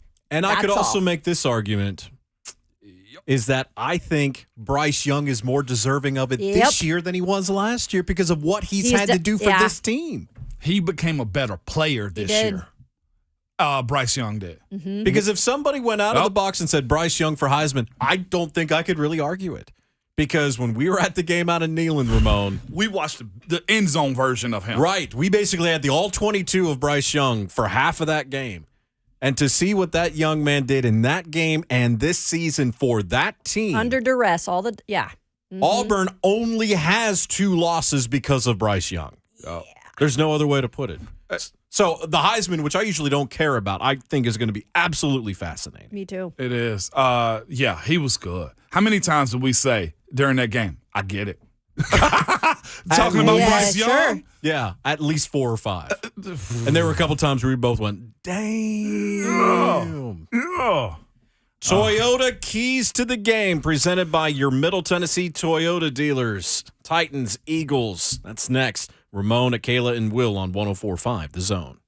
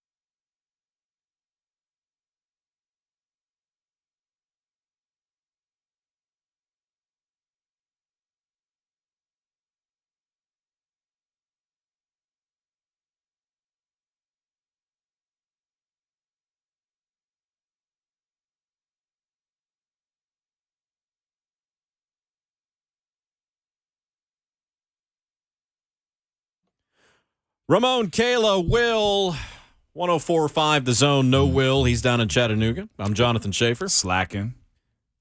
Loafing. Bert behind the glass with the music today and causing all sorts of ratchetness we can't share. Dude, with this you. is my like. I can just get like my face goes like weird. Screwed up real quick. Yeah, screw It face. gets like nasty. Yeah. She got Yeah. drunk as soon as you get that snarl going Yeah. on. Yeah. Bump it up, Bert. Bump it up. Bump it Let's up. go.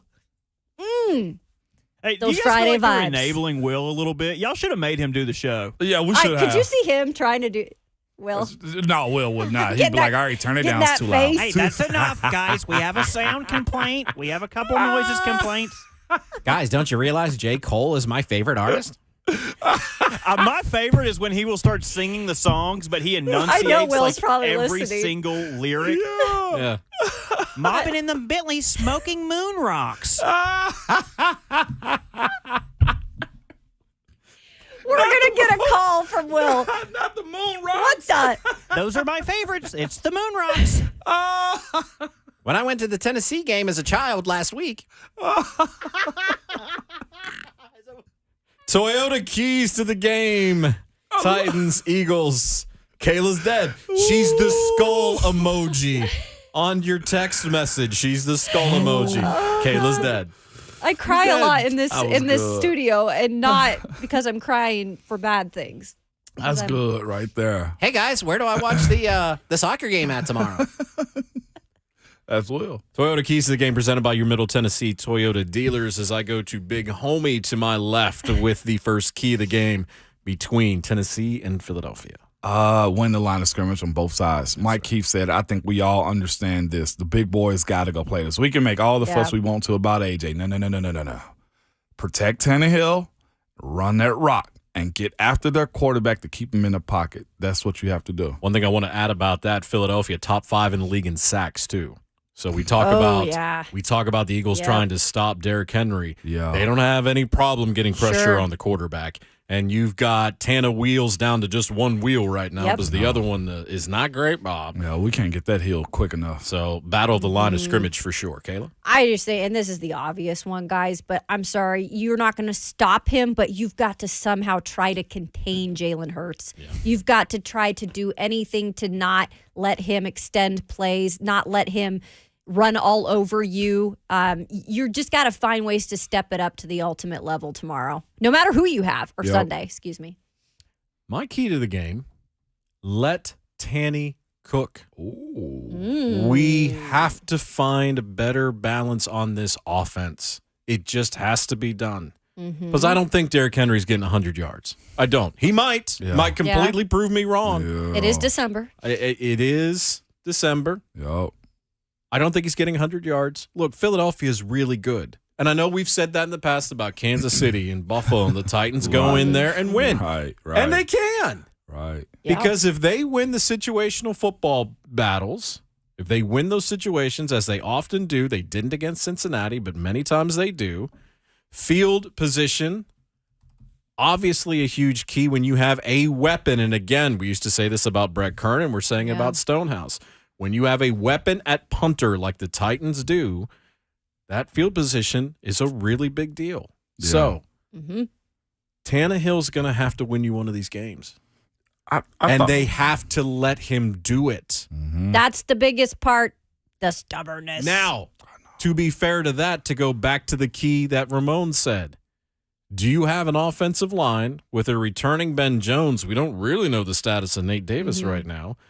Do you have an offensive line that's good enough to let Tanny cook? That's a biggie. And that's where we're at, folks. That's where we're at right now. But I really think field position, it is to almost every game, but it's a big deal when it comes down to this one as well. Make the Eagles go as far as they absolutely have to, because they're a really good team. And if the Titans do find a way to win this, again, with their schedule coming up, the remainder of their scheduled Jags at home the following week, at the Chargers, home against Houston, home against Dallas, a game I'm really looking forward to. Yeah. And then at Jags, you'll feel a lot better about 8-4 Titans than 7-5 Titans. Yes, Not that sir. 7-5 Titans is bad, No, but that's but you'll feel a lot better if they can somehow messing find around a a way to get the little win. there.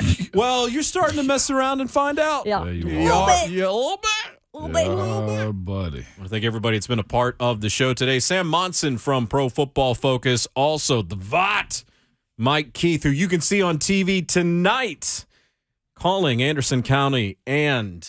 Actually, Anderson County, is that tomorrow, Ramon? That's tomorrow. Right, Knoxville West, 11 o'clock. excuse me. There you go. Knoxville West Eastern. is taking on Page tonight on My TV 30. Big man on TV tomorrow morning. Yay. Be doing that game Nice. with Don Davenport. For Ramon, for Kayla, for Bert behind the glass, I'm Jonathan Schaefer in for Will Bowling, who's loafing in the nougat today. Moan, send him home. Remember, good people, your Twitter fingers and your mic is always hot. Yeah.